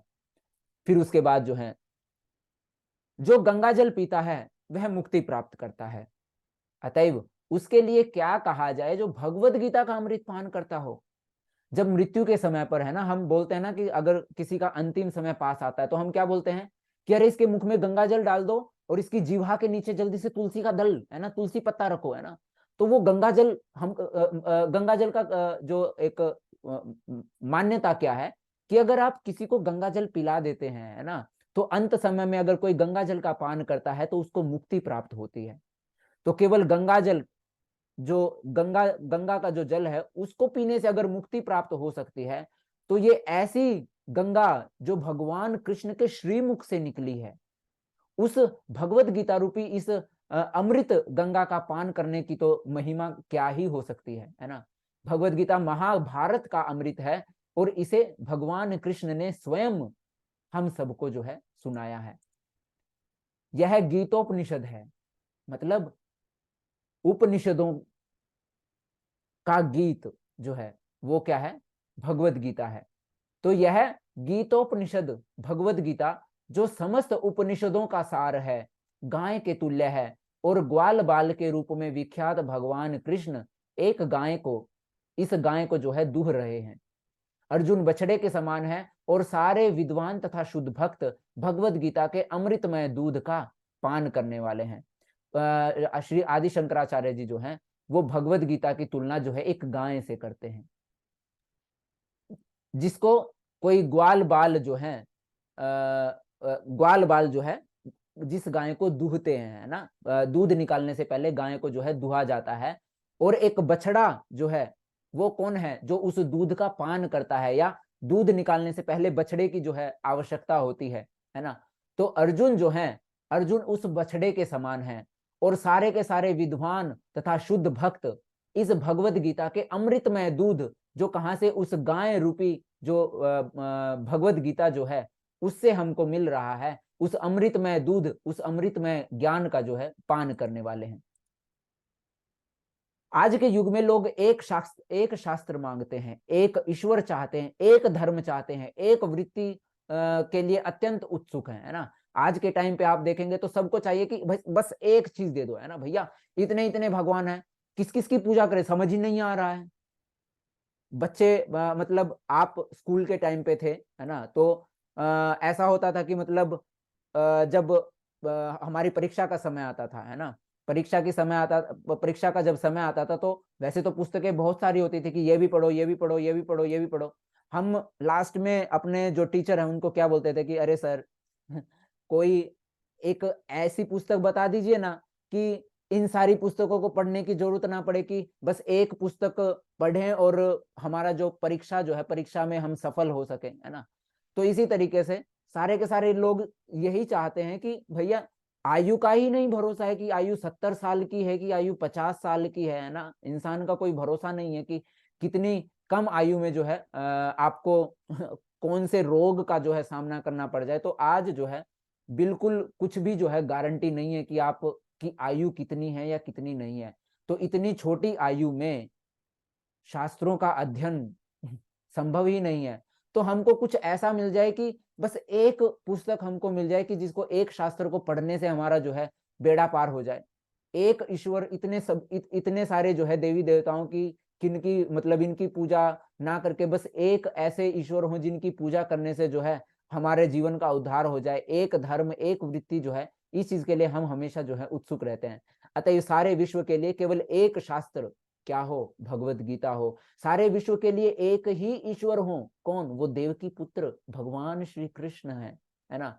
एक मंत्र हो, है ना, एक मंत्र हो, एक ही प्रार्थना हो और उन्हीं के नाम का जो है कीर्तन हो। और वो कौन सा मंत्र है, कौन सी प्रार्थना है? वो है हरे कृष्णा महामंत्र। हरे कृष्णा कृष्णा कृष्णा हरे हरे, हरे राम राम राम हरे हरे। और यही जो है एकमात्र मंत्र हो, जीवन का मंत्र, है ना। और एक ही हमारे जीवन का कार्य हो, वो क्या है? भगवान की दिव्य सेवा। तो ये जो है आदि शंकराचार्य जी बताते हैं। तो हम जो है अपने पहले अध्याय में अभी प्रवेश करने जा रहे हैं। आज की जो कक्षा है, वैसे स्तर जो है वो 1 घंटे का होता है। मैं आप सभी से क्षमा चाहता हूं, क्योंकि जो पहला दिन है वो ही थोड़ा सा लंबा होता है, क्योंकि पहले भगवत गीता की महिमा क्या है। बिना भगवत गीता की महिमा जाने अगर हम सीधे भगवत गीता में प्रवेश करेंगे, आप सभी को आनंद ही नहीं आएगा जब तक हमको पता ही नहीं चलेगा कि भैया भगवत गीता पढ़ें क्यों, क्या आवश्यकता है भगवत गीता पढ़ने की, है ना। क्यों आप अपने जीवन का जो है एक मूल्यवान 1 घंटा मुझे दे रहे हैं, है ना, क्यों देने जा रहे हैं? तो हमको पता तो होना चाहिए कि इस 1 घंटे की कीमत क्या है ना। 1 घंटे की जो हम समय आप सभी जो है मुझे दे रहे हैं, तो वास्तविकता में उस 1 घंटे में जो है आपको क्या मिलने वाला है। तो ये जो है आप सभी को बताना जो है आवश्यक था। तो इसीलिए जो है मैंने मतलब ये थोड़ा सा जो है समय लगा। अभी जो अध्याय जो है वो ज्यादा बड़ा नहीं है, बड़े जल्दी जो है हम अभी इस अध्याय को समझने का प्रयास करेंगे। तो शुरू करते हैं। भगवद गीता के पहले अध्याय का प्रथम श्लोक। धृतराष्ट्रवाच धर्म क्षेत्रे कुरुक्षेत्रे समवेतायुयुत्सवः मामकाः पांडवाश्चैव किम अकुर्वत संजय। धृतराष्ट्र ने कहा कि हे संजय, धर्म भूमि कुरुक्षेत्र में युद्ध की इच्छा से एकत्र हुए मेरे तथा पांडु के पुत्रों ने क्या किया। अभी देखिए भगवत गीता जो है, भगवत गीता में 4 किरदार हैं, है ना। भगवत गीता में 4 पात्र हैं, 4 पात्र जो है भगवत गीता में पाए जाते हैं। कौन कौन है? कौन कौन है? आप कौन मुझे बताना चाहेगा कि भगवत गीता के जो पात्र हैं वो कौन कौन है? भगवत गीता में कौन कौन लोग जो हैं हमको किन किन लोगों के मुख से जो है हम सुन रहे हैं? जी नितेश प्रभु जी, हरे कृष्णा। नितेश दीक्षित प्रभु जी अनम्यूट कीजिए। हरे कृष्ण प्रभु जी। जी हरे कृष्णा प्रभु जी। जी पहले पात्र संजय है, जी दूसरे धृतराष्ट्र, जी तीसरे और चौथे अर्जुन। जी तो नितेश प्रभु जी ने बताया कि संजय, धृतराष्ट्र, कृष्ण और अर्जुन, है ना। तो इस तरीके से भगवत गीता में 4 पात्र हैं। अब थोड़ा सा दिमाग घूम सकता है कि प्रभु जी, भगवत गीता जो है, भगवत गीता तो भगवान कृष्ण ने बोली, तो देखा जाए तो भगवान कृष्ण ने, चलो ठीक है, अर्जुन को बोले गए, अर्जुन को माध्यम बनाया गया है भगवत गीता का ये ज्ञान देने के लिए, पर संजय यहाँ क्या कर रहे हैं और धृतराष्ट्र क्या कर रहे हैं? धृतराष्ट्र तो इतना बड़ा पापी था, उसने उसने ही तो अपने बच्चों को जो है, जो दुर्योधन था, उसने वो गलत कर्म करने से नहीं रोका था, है ना। उसने अपनी आंखें जो है, आंखों से भी अंधा था, और किस तरीके से, मतलब जब उसके सामने द्रौपदी का चीर हरण हो रहा था, तो उसने बिल्कुल भी जो है रोकने का प्रयास नहीं किया। तो भगवत गीता में भला ये धृतराष्ट्र क्या कर रहा है? भगवत गीता में धृतराष्ट्र भी हमको जीवन का एक महत्वपूर्ण ज्ञान जो है हमको प्रदान कर रहे हैं। भगवत गीता का सबसे पहला शब्द क्या है? धृतराष्ट्र। ये शब्द भी हमको जीवन का एक मुख्य संदेश हमको देते हैं। चलिए समझने का प्रयास करते हैं। धृत, धृत का अर्थ है जकड़ कर रखना, और राष्ट्र, राष्ट्र का अर्थ है धन, संपत्ति, जायदाद, है ना। जो जिसकी भी मानसिकता राष्ट्र को जकड़ के अपनी धन संपत्ति के लिए जो लगाव है, या जकड़ कर कि बस मेरा, मेरे सिवाय किसी का नहीं, है ना, जब ऐसी मानसिकता किसी परिवार में घर करेगी, उस परिवार का सर्वनाश जो है सुनिश्चित है ना। तो धृत राष्ट्र जो है वो हमको समझाते हैं कि केवल मेरा, किसी और का नहीं, है ना। ये क्या था? धृतराष्ट्र भी तो यही चाहते थे कि बस मैं राजा बनूं और मेरे बेटे राजा बने। पांडु, ना तो पांडु राजा हो, ना पांडु के बच्चे राजा बने, है ना, केवल मैं और मेरे बेटे, है ना। तो यहां पर देखिए धृतराष्ट्र क्या बोल रहे हैं कि हे संजय, धर्म भूमि कुरुक्षेत्र में युद्ध की इच्छा से एकत्र हुए मेरे तथा पांडु के पुत्रों ने क्या किया। अभी देखिए एक सोचने की बात है। आप सभी जो है यहाँ पर 25 वर्ष से 26 वर्ष से लेके आगे की जो है मतलब बड़ी आयु के जो है सभी आयु के जो है प्रभु जी और माता जी यहाँ पर उपस्थित हैं। मैं जो बड़ी आयु के जो भी प्रभु जी माता जी हैं, है ना, जिनके बच्चे हैं, है ना, तो आपके मतलब भाई के अगर बच्चे हों, कहीं आप जा रहे हैं परिवार में, मतलब किसी परिवार के किसी फंक्शन में आप जा रहे हैं, और आपके भाई के बच्चे आपके साथ हो, या आपके बच्चे आपके भाई के साथ हो, है ना, कोई मतलब पूछ लेता है ना, ये नॉर्मल है कि अच्छा ये कौन, अरे ये बस अपना ही बच्चा है ना। अगर कोई कोई रिश्तेदार अगर बोल दे कि अच्छा ये किसका बच्चा है, तो आप क्या बोलेंगे? आपका भाई का बच्चा जो आपके साथ है, आप ये नहीं बोलेंगे कि ये तो मेरे भाई का बेटा है। ऐसा ऐसा कौन कौन बोलते हैं? हैंड रेज करके जरा मुझे बताइए जरा कि आप में से कितने लोग ऐसा ऐसा परिचय देते हैं बच्चों का? कोई भी नहीं देता है। आप क्या बोलते हैं? लगभग लगभग नहीं, सारे ही ये बोलते हैं कि भाई अपना ही बच्चा है। तो फिर वो बोलेगा कि अच्छा ये आपके नाम का, मतलब जैसे हरियाणा में मतलब इस तरीके से कि अच्छा ये आपका अपना बेटा है, तो आप बोलेंगे कि नहीं, ये मेरे भाई का जो है, मेरे भाई के नाम का, या इस तरीके मतलब मेरे भाई का पुत्र है। पर उससे पहले आप ये नहीं बोलेंगे ये मेरे भाई का बेटा। अगर सामने से कोई वो कर रहा है, तब जाकर के आप इंट्रोड्यूस करवाते कि नहीं, मतलब मेरा मेरा बेटा, मतलब मेरे नाम का, या फिर मेरा अपना नहीं, मेरे भाई का, पर है तो मेरा ही बेटा, है ना। तो आप जो है, आप अपने भाई के, अपने बहन के बच्चों को अपना ही कह करके जो है संबोधित करते हैं कि भाई मेरा, मतलब हमारा ही बच्चा है ना, इस तरीके से आप करते हैं। पर संजय को देखियो जरा, सॉरी धृतराष्ट्र क्या बोल रहे हैं यहाँ पर? धृतराष्ट्र बोल रहे हैं कि मेरे तथा पांडु के पुत्रों ने क्या किया। यहाँ पर जो है उसकी मानसिकता समझ आ रही है। धृतराष्ट्र जो है, दोनों के दोनों सगे भाई हैं, धृतराष्ट्र और पांडु सगे भाई होने के बावजूद वो अपने बच्चों को तो अपना बता रहे हैं, और पांडु के बच्चों को पराया पराया पराया कर देने की जो है, जो भावना जो है यहाँ दर्शा रहे हैं कि उनका मन जो है कितना मैला है ना, कि वो बस यही चाहते हैं, जैसा उनका, जैसा नाम वैसा काम, या एक कहावत है ना कि जैसा नाम वैसा दाम, या कुछ इस तरीके से करके कोई कहावत है कि भैया जैसा वो है वैसा ही, मतलब काम भी वैसे ही है ना, जैसा नाम है वैसे ही जो है काम कर रहा है। धृतराष्ट्र है ना कि ये मेरा हो, और उसके जो सोच है, विचार जो है, वो भी बिल्कुल कैसे हैं? वैसे ही हैं कि मेरे और पांडु के पुत्र। महाभारत में वर्णित धृतराष्ट्र तथा संजय की वार्ताएं इस महान दर्शन के मूल सिद्धांत क्या कार्य करती हैं? माना जाता है कि इस दर्शन की प्रस्तुति कुरुक्षेत्र के युद्ध स्थल में हुई, जो वैदिक युग के पवित्र तीर्थ वैदिक युग में जो है एक पवित्र तीर्थ स्थल रहा है। इसका प्रवचन भगवान कृष्ण के द्वारा मानव जाति के पथ प्रदर्शन हेतु तब किया गया जब वे इस लोक में स्वयं उपस्थित थे। तो प्रभुपाद जी बोल रहे हैं कि इस भगवद गीता का, इस प्रवचन का, जो भगवद गीता का जो ये प्रवचन है वो भगवान के द्वारा दिया गया। किसके किसके हित के लिए? मानव जाति के हित के लिए। क्या यहाँ पर ऐसा लिखा गया है कि इसका प्रवचन भगवान के द्वारा ब्राह्मण जाति के पथ प्रदर्शन हेतु तब किया गया, या फिर हिंदू जाति या हिंदू प्रजाति के पथ प्रदर्शन हेतु तब किया गया? नहीं, मानव जाति के पथ प्रदर्शन हेतु। तो हर एक मानव के लिए भगवद गीता जो है एक महत्व भूमिका जो है जीवन में रखती है। संजय आगे जाकर जो है संजय कहते हैं, संजय ने कहा, हे राजन, पांडु पुत्रों द्वारा सेना की व्यूह रचना देख करके राजा दुर्योधन अपने गुरु के पास गया और उन्होंने उनसे ये शब्द कहे। पहले धृतराष्ट्र पूछ रहे हैं कि संजय, मेरे और पांडु के पुत्र जो युद्ध की जो है धारणा से कुरुक्षेत्र में एकत्र हुए हैं, उनके बीच में क्या वार्तालाप चल रहा है, जल्दी से मुझे बताओ, है ना।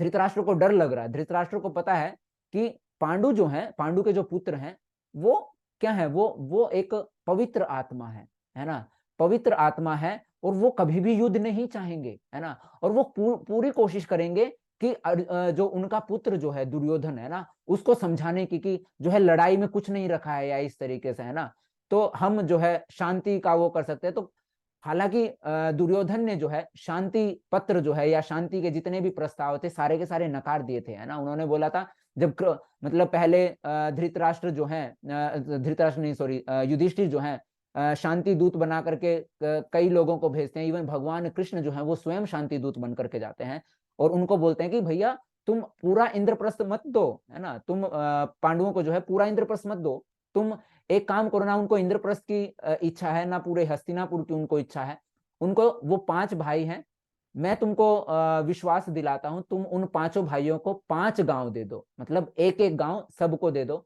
वो उसमें ही जो है अपना भरण पोषण जो है उन 5 गांवों से ही वो कर लेंगे।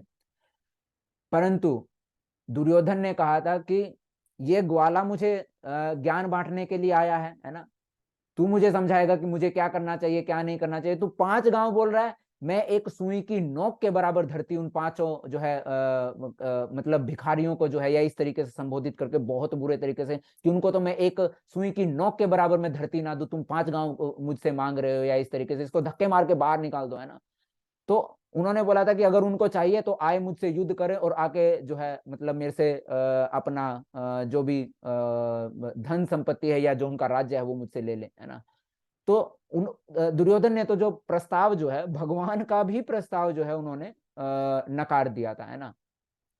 तो जब एक अहंकार की पट्टी जब आंखों पर पड़ती है ना, तो सही और गलत कतई नहीं समझ में आता, भगवान भी नजर नहीं आते हैं ना। भगवान सामने आकर आपको जो है संदेश दे रहे होते हैं, आपको मार्ग दिखा रहे होते हैं, पर आपको भगवान भी क्या लगते हैं, पागल लगते हैं ना। जिस तरीके से दुर्योधन जो है, भगवान कृष्ण खुद शांति दूत बन करके जो है दुर्योधन के पास आ रहे हैं, परंतु दुर्योधन को जो है भगवान जो है वो एक नॉर्मल ग्वाले के रूप में दिख रहे हैं, या एक चोर, है ना, मतलब ऐसे लंबे लंबे भाषण, मतलब अब एक माखन चोरी करने वाला एक छोटा सा ग्वाला आके मुझे समझाएगा, है ना, इस तरीके से।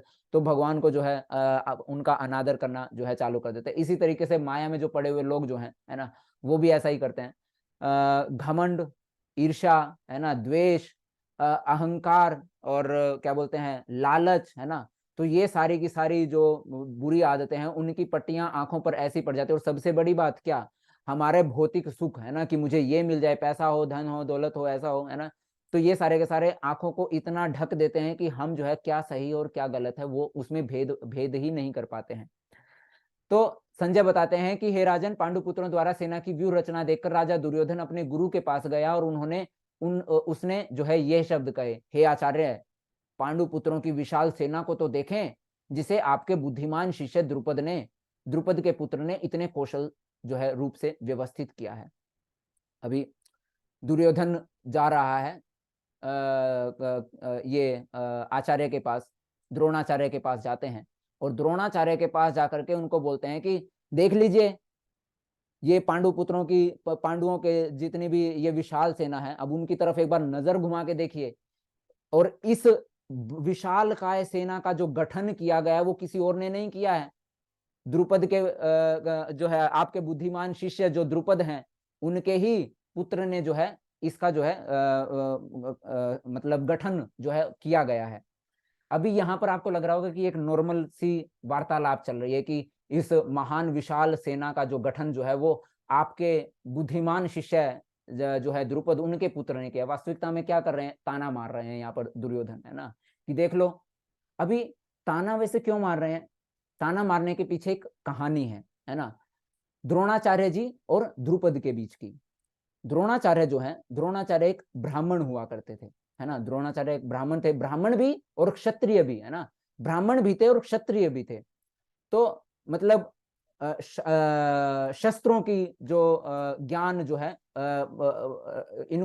इसको बोला जाता है राजगुरु, है ना, मतलब राजाओं को जो शिक्षा प्रदान करते हैं, क्षत्रिय मतलब शस्त्रों की शिक्षा जो प्रदान करते हैं। तो जिस गुरुकुल में द्रोणाचार्य जी शिक्षा ग्रहण कर रहे थे, उसी गुरुकुल में राजा द्रुपद जो हैं, द्रौपदी के पिताजी, है ना, तो राजा द्रुपद जो है वो भी उसी गुरुकुल से में जो है शिक्षा ग्रहण कर रहे थे। और द्रोणाचार्य जी और राजा द्रुपद जो हैं वो दोनों के दोनों घनिष्ठ मित्र हुआ करते थे। जैसे ही उनकी शिक्षाएं पूर्ण होती है, उनकी शिक्षा पूर्ण होती है, और जब वो वापस घर जाने लगते हैं, तो घर के लिए प्रस्थान करने से पहले द्रोणाचार्य जी जो है राजा द्रुपद को जो है एक राजा द्रुपद जो है वो द्रोणाचार्य जी को भावनाओं में बहकर जो है एक वादा कर देते हैं, है ना, एक प्रोमिस कर देते हैं कि मैं तुम्हारा पक्का दोस्त हूं, है ना, तुमको जीवन में जब भी मेरी जरूरत पड़े बस आंख बंद करके एक बार मुझे याद कर लेना, मैं तुम्हें हर जीवन की कठिनाई में जो है तुम्हारे सामने तुमको जो है खड़ा मिलूंगा, ना। हम सब जो है देखते हैं कि भावनाओं में बहकर बहुत बड़े बड़े, मतलब स्कूल के टाइम पे भी ऐसा होता था, भाई तू मेरा भाई है ना, तू मेरा भाई है, तू मेरी जान है ना, तुझे जब मेरी जरूरत पड़ेगी मैं तब तेरे सामने आ जाऊंगा, है ना। तो इस तरीके से हम देखते हैं। तो इसी तरीके से जो राजा द्रुपद जो है, राजा द्रुपद ने जो है भावनाओं में बह करके द्रोणाचार्य को बोला कि तू मेरा जो है प्रिय मित्र है ना, तुमको जब भी मेरी आवश्यकता होगी मैं तुरंत जो है तुम्हारे सामने खड़ा होऊंगा।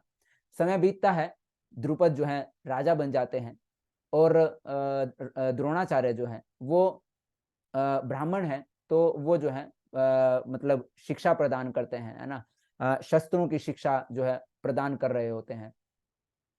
तो एक बार द्रोणाचार्य का मन करता है कि क्यों ना अपने पुराने मित्र से जो है मिला जाए, बस ऐसे ही, है ना, कोई उनके मन में कोई लालच नहीं, कोई वो नहीं, बस कि मेरा एक बहुत खास जो है मित्र हुआ करता था जिसका नाम द्रुपद था, और वो आज तो मतलब राजा बन गए हैं, तो क्यों ना उनसे भेंट की जाए। तो उनसे भेंट करने के लिए जो है वो राजा द्रुपद के महल में जाते हैं, जाकर के सैनिकों से बोलते हैं कि राजा महाराज द्रुपद को बोल दीजिए कि उनके जो है घनिष्ठ बचपन के मित्र जो है द्रोणाचार्य जो है वो आए हुए हैं, है ना, और आपसे जो है भेंट करने के इच्छुक हैं। तो जब द्रोणाचार्य को ऐसा बताया गया, सॉरी द्रुपद को जब ऐसा बताया गया, राजा द्रुपद को जब बताया गया, राजा द्रुपद डर गए।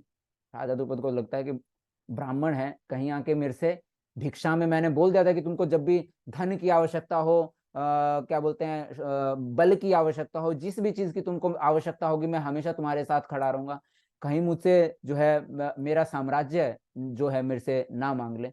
तो बोलते हैं कि मैं नहीं जानता कौन है द्रुपद, है ना, सॉरी द्रोणाचार्य, मैं नहीं जानता ऐसे किसी ब्राह्मण को, उनको ठीक है वो ब्राह्मण है, उनको जो भी भिक्षा में चाहिए उनको भिक्षा दो, और जो है उनको प्रस्थान करने के लिए बोले। तो वो उनका जो है अपमान करके जो है उनको भेज देते हैं। द्रोणाचार्य को ये चीज जो है बहुत बुरी लगी, है ना, कि एक राजा राजा इतने बड़े विशाल काय जो है भूमि का राजा, इतने बड़े राज्य का राजा, उसके मन में घमंड और अज्ञानता वो शोभा नहीं देता, है ना। ब्राह्मण जो है, असली ब्राह्मण वही है जो सामने वाला गलत मार्ग पर चल रहा है। एक राजा को धैर्यवान होना चाहिए, है ना, एक राजा को ज्ञानवान होना चाहिए। एक राजा के मन में घमंड, अगर घमंड आ जाता है तो वो अपने पूरे प्रजा का जो है पालन पोषण किस तरीके से कर पाएगा, है ना। तो द्रोणाचार्य को ये समझ आ गया कि घमंड जो है, घमंड तो अच्छे अच्छों को जो है क्या तोड़ देता है ना। अगर आपको ऊंचाइयों तक जाना है ना, तो आपको लचीला होना होगा। जिस तरीके से एक पौधा जो है, एक पौधा तब तक स्थिर रह सकता है जब तक वो लचीला है ना। जैसे ही उसके अंदर सूखापन आना चालू होता है, जैसे ही किसी पौधे की टहनी सूखनी चालू होती है या घमंड का सूखापन आना जब चालू होता है, तो उसको टूटते हुए देर नहीं लगती है ना। और जब तक वो पौधा लचीला होता है, अगर आप उसको खींचेंगे भी तो वो झुक जाएगा, उसके अंदर झुकने की क्या है, क्षमता है ना। तो इसीलिए घमंड का जो सूखापन है वो किसी के जीवन में नहीं होना चाहिए, है ना। तो द्रोणाचार्य जी को लगता है कि इसके मन में जो है घमंड आ गया है ना, बल का, शौर्य का, शोहरत का घमंड है ना, किस किस चीज का घमंड है ना। तो वो जो है पांडवों को बोलते हैं कि जाओ एक काम करो, राजा द्रुपद जो है वो कुछ ज्यादा ही मतलब वो रखा, और उनको सही ज्ञान देना जो है आवश्यक है। सारे के सारे कौरव पांडव बच्चे ही थे जो उनके साथ, उनके पास, जो उनके आश्रम में शिक्षा ग्रहण कर रहे थे। तो उनको बोलते हैं कि जाइए और जाकर के राजा को जो है मतलब बंदी बना करके लाया जाए। दुर्योधन वगैरह सारे के सारे उचक उचक के, आप बोले तो वध कर दें, आप बोले तो वध कर दें, बोले नहीं, वध नहीं करना है, वध किसी समस्या का हल नहीं है, उनको उनकी गलती का एहसास कराना है। तो बस जाओ और उनको बंदी बना करके मेरे पास ले आओ। उनको बंदी बना करके लाया गया। लाने के बाद बस उनको ये शिक्षा देने के लिए कि जिस बल का तुमको अहंकार था, वो बल जो है कभी तुम्हारी मदद नहीं कर सकता है ना। आपको कभी नहीं पता, आप कभी पता नहीं लगा सकते कि जिस बल का आप अहंकार कर रहे हैं, सामने वाला आपसे कितना बलशाली हो, है ना। तो ये जो अहंकार है वो आपके सर्वनाश का कारण बन सकता है। तो बोलते हैं कि बस मैं इतना ही चाहता था, है ना। तो उसको जो है वो बोलते हैं कि तो दंड नहीं देना है, गुरुजी इनको मना कर देते कि दंड नहीं देना है, अब इनको जो है जाने दो, है ना। बस बंदी बना करके लेके आए। वो एक थोड़ा सा कि उनको उनकी गलती का एहसास हो, पर जो द्रुपद जो है उस वो चीज भी जो सीख देने के लिए ऐसा किया गया था, वो सीख के तौर पर ना लेकर के अपमानजनक जो है उसको ले गए, है ना। और उनको लगा कि मेरा इतना बड़ा अपमान, एक राजा को बंदी बनाया और बस ऐसे ही मतलब कि जाओ छोड़ दिया तुमको, तुम्हारे ऊपर मतलब तुमको बख्श दिया, है ना। तो इस तरीके से मेरा अपमान किया गया। तो वो हवन करते हैं, यज्ञ करते हैं, है ना। द्रोणाचार्य जो है, द्रोणाचार्य को वरदान था कि उनका वध जो है इतना आसानी से जो है नहीं हो सकता। तो वो साधना करते हैं और यज्ञ करते हैं। यज्ञ के द्वारा जो है उनको पुत्र की प्राप्ति होती है, और उस पुत्र को वरदान होता है कि वो पुत्र ही जो है अग्नि के द्वारा जो जिसकी उत्पत्ति हुई है, वो ही द्रोणाचार्य की मृत्यु का कारण बनेगा। ये चीज द्रोणाचार्य को पता चली कि द्रुपद ने ऐसे पुत्र की प्राप्ति की है जो द्रोणाचार्य की मृत्यु का कारण बनेगा। उनका पुत्र बड़ा होता है, राजा द्रुपद द्रोणाचार्य के पास जाते हैं अपने अपने पुत्र को शिक्षा प्रदान करने के लिए। द्रोणाचार्य को पता होते हुए भी कि द्रुपद का पुत्र जो है वो आगे जाकर मेरी मृत्यु का कारण बनेगा, तो द्रोणाचार्य ने द्रुपद के पुत्रों को वो सारी शिक्षाएं प्रदान की जो उन्होंने कभी पांडवों को और कौरवों को की थी। सारी की सारी समस्त शिक्षाएं उनको प्रदान की। और आज जो दुर्योधन जो है, दुर्योधन इसी बात का ताना दे रहा है कि याद करो वो टाइम जब द्रुपद जो है अपने पुत्र को आपके पास लेकर के आया था, और आपने सारी की सारी जो खुफिया ज्ञान जो होता है, जो शिक्षाएं होती हैं या शस्त्रों की शिक्षाएं होती हैं या विद्याएं, है ना, सारी खुफिया विद्याएं आपने उसको सिखा दी। अब देखो इतने भली भांति रूप से जो है बुद्धिमान तरीके से जो है उसने इस पूरी की पूरी विशाल काय पांडु पुत्रों की सेना को जो है व्यवस्थित रूप से जो है गठन किया है। तो यहाँ पर इस वजह से जो है दुर्योधन उनके ऊपर जो है ताना मार रहे हैं कि देखो, ये तुम्हारे बहुत बुद्धिमान शिष्य जो द्रुपद के पुत्र ने ही ये सारी की सारी जो है विशाल सेना का जो है क्या किया है, गठन किया है या उसको व्यवस्थित किया है। ये देखिए दुर्योधन की आंखों पर क्रोध देखिए, क्या कर दिया आपने, है ना। समय रहते अगर आप समझ गए होते तो आज ये दिन ना भोगना पड़ता। तब कुरुवंश के वयोवृद्ध परम प्रतापी एवं वृद्ध पितामह ने सिंह गर्जना की सी ध्वनि करने वाले अपने शंख को उच्च स्वर से बजाया, जिससे दुर्योधन को हर्ष हुआ। अब ये सारा का सारा जब होता है तो दुर्योधन को जो है बहुत मतलब महसूस होता है कि कहीं ज्यादा डांटना, मतलब जो द्रोणाचार्य जी जो है वो दूसरी टीम में ना चले जाएं, है ना। कि इतना मेरा इतना अपमान, तो वो अपमान महसूस करके वो दूसरी तरफ ना भाग जाएं, तो वो उनको मीठे मीठे वो करना चालू करते हैं कि ऐसा नहीं है, मैं ऐसा नहीं बोलना चाह रहा हूँ, है ना, मैं तो ऐसा बोलना चाह रहा हूँ, है ना। तो उनको जो है थोड़ा सा वो करने की कोशिश करते हैं, बटरिंग करने की, है ना, मक्खन लगाने की कोशिश करते हैं प्रभु। और मतलब जो है उसके उसी बीच में जो है नाम लेते हैं, भीष्म पितामह का भी नाम लेते हैं कि हमारी सेना में ये है, हमारी सेना में वो है ना। पहले पहले द्रोणाचार्य को बताते हैं कि देखिए, जिस सेना का सेना नायक जो है आपका क्या बोलते हैं शिष्य जो है उस सेना में इतने बड़े बड़े जो है सैनिक हैं, इतने विशाल का, इतने बलशाली सैनिक हैं। फिर लगता है कि खाली उनकी अगर मैं जो है बड़ाई कर दूंगा तो कहीं इनका जो आत्मबल जो है वो कम ना हो जाए। तो फिर वो अपनी सेना के सैनिकों के बारे में बताना चालू करते हैं कि चिंता मत कीजिए, ऐसा नहीं है कि केवल उनकी ही सेना में जो है इतने जो है महान योद्धा हैं, हमारी सेना में भी जो है महान योद्धाएं जो है भरे पड़े हैं ना। तो सबसे पहले नाम लेते हैं कि हमारी सेना में देखिए स्वयं आप, है ना। तो सबसे पहले वो मक्खन लगाने के लिए कि देखिए तो सही, हमारी सेना में सब स्वयं आप, हमारी सेना में तो हमारा कौन बाल भी बांका कर सकता है ना। फिर ऐसे ही और सारे के सारे जो है कौरवों का नाम गिनवाते हैं, और कौरवों का नाम गिनवा करके भीष्म पितामह के बारे में बताते हैं कि किस तरीके से हमारी सेना जो है, हमारी सेना में इतना बल है ना, जिसका कोई अनुमान ही नहीं लगा सकता, और इतने मतलब मतलब जिसका कोई अकल्पनीय, है ना, अकल्पनीय शक्ति होने के बावजूद हमारी ये अकल्पनीय शक्ति जो है वो किसके द्वारा सुरक्षित है? वो सुरक्षित है भीष्म पितामह के जो है नेतृत्व में, जो है वो पूरी तरीके से सुरक्षित भी है। तो यहाँ पर भीष्म पितामह का नाम लेते हैं कि भीष्म पितामह के नेतृत्व में जो है हमारी सैन्य शक्ति जो है वो बहुत ज्यादा सुरक्षित है। उसका भी कारण था, क्योंकि उनको पता था, पहली बात, भीष्म पितामह जो है वो उनकी सेना के सेनापति हैं, ठीक है। और भीष्म पितामह को वरदान है इच्छा मृत्यु का। तो उनको लगता है कि जब तक हमारा सेनापति जिंदा है तब तक कोई राजा तक कैसे पहुंच सकता है, या हम मतलब हमारा जब तक सेनापति जिंदा है तब तक कोई हमारा जो है बाल विवाह का, या फिर हम हार नहीं सकते हैं। और हमारे जो सेनापति हैं, हमारे जो सेना नायक हैं, वो स्वयं भीष्म पितामह जो है ना, जिनको इच्छा मृत्यु का वरदान है। जब तक उनकी इच्छा नहीं होगी तब तक वो मृत्यु जो है उनको छू भी नहीं सकते हैं। और दूसरा कारण कि उनको एक्सपीरियंस इतना है ना, बड़े बड़े जो है राजाओं से, बड़े बड़े क्षत्रियों को जो है उन्होंने परास्त किया है ना। और वो स्वयं जो है परशुराम जी के जो है शिष्य हैं, है ना, जिन्होंने स्वयं इतने बड़े महान जो है गुरु से जो है शिक्षा ग्रहण की है, जिन्होंने कितने ही क्षत्रियों को जो है मृत्यु के घाट जो है उतारा था, है ना। तो इस वजह से जो है उनको थोड़ा सा मतलब ऐसा लग रहा है कि हम जो है, हमारे पास इतना बल है, हमारे पास इतनी शक्ति है। तो इधर से जो है भीष्म पितामह को भी मक्खन लगाने की कोशिश की जा रही है कि देखिए हमारे पास भीष्म पितामह है ना। तो जब ऐसा हो रहा था तब कुरुवंश के वयोवृद्ध परम प्रतापी एवं वृद्ध पितामह ने सिंह जैसी गर्जना की ध्वनि करने वाले अपने शंख को उच्च स्वर से बजाया, जिससे दुर्योधन को बहुत ही ज्यादा जो है हर्ष हुआ।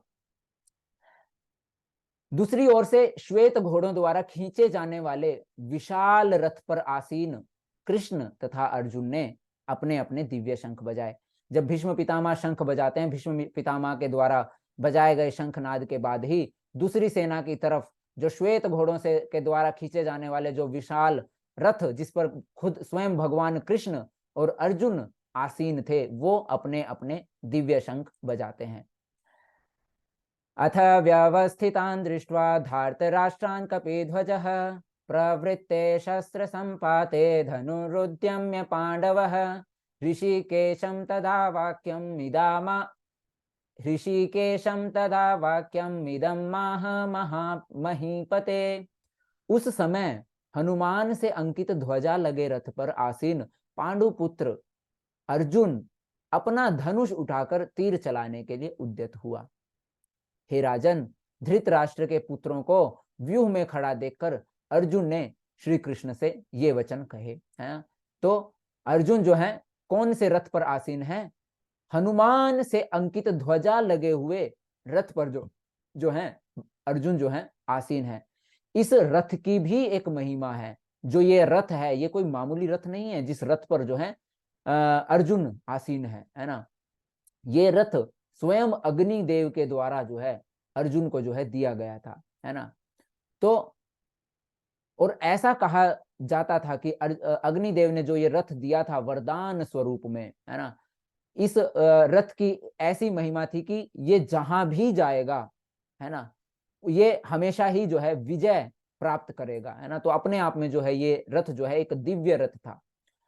और उस दिव्य रथ के ऊपर भी ध्वजा है जिसके ऊपर जो है स्वयं साक्षात हनुमान जी जो है अंकित हैं।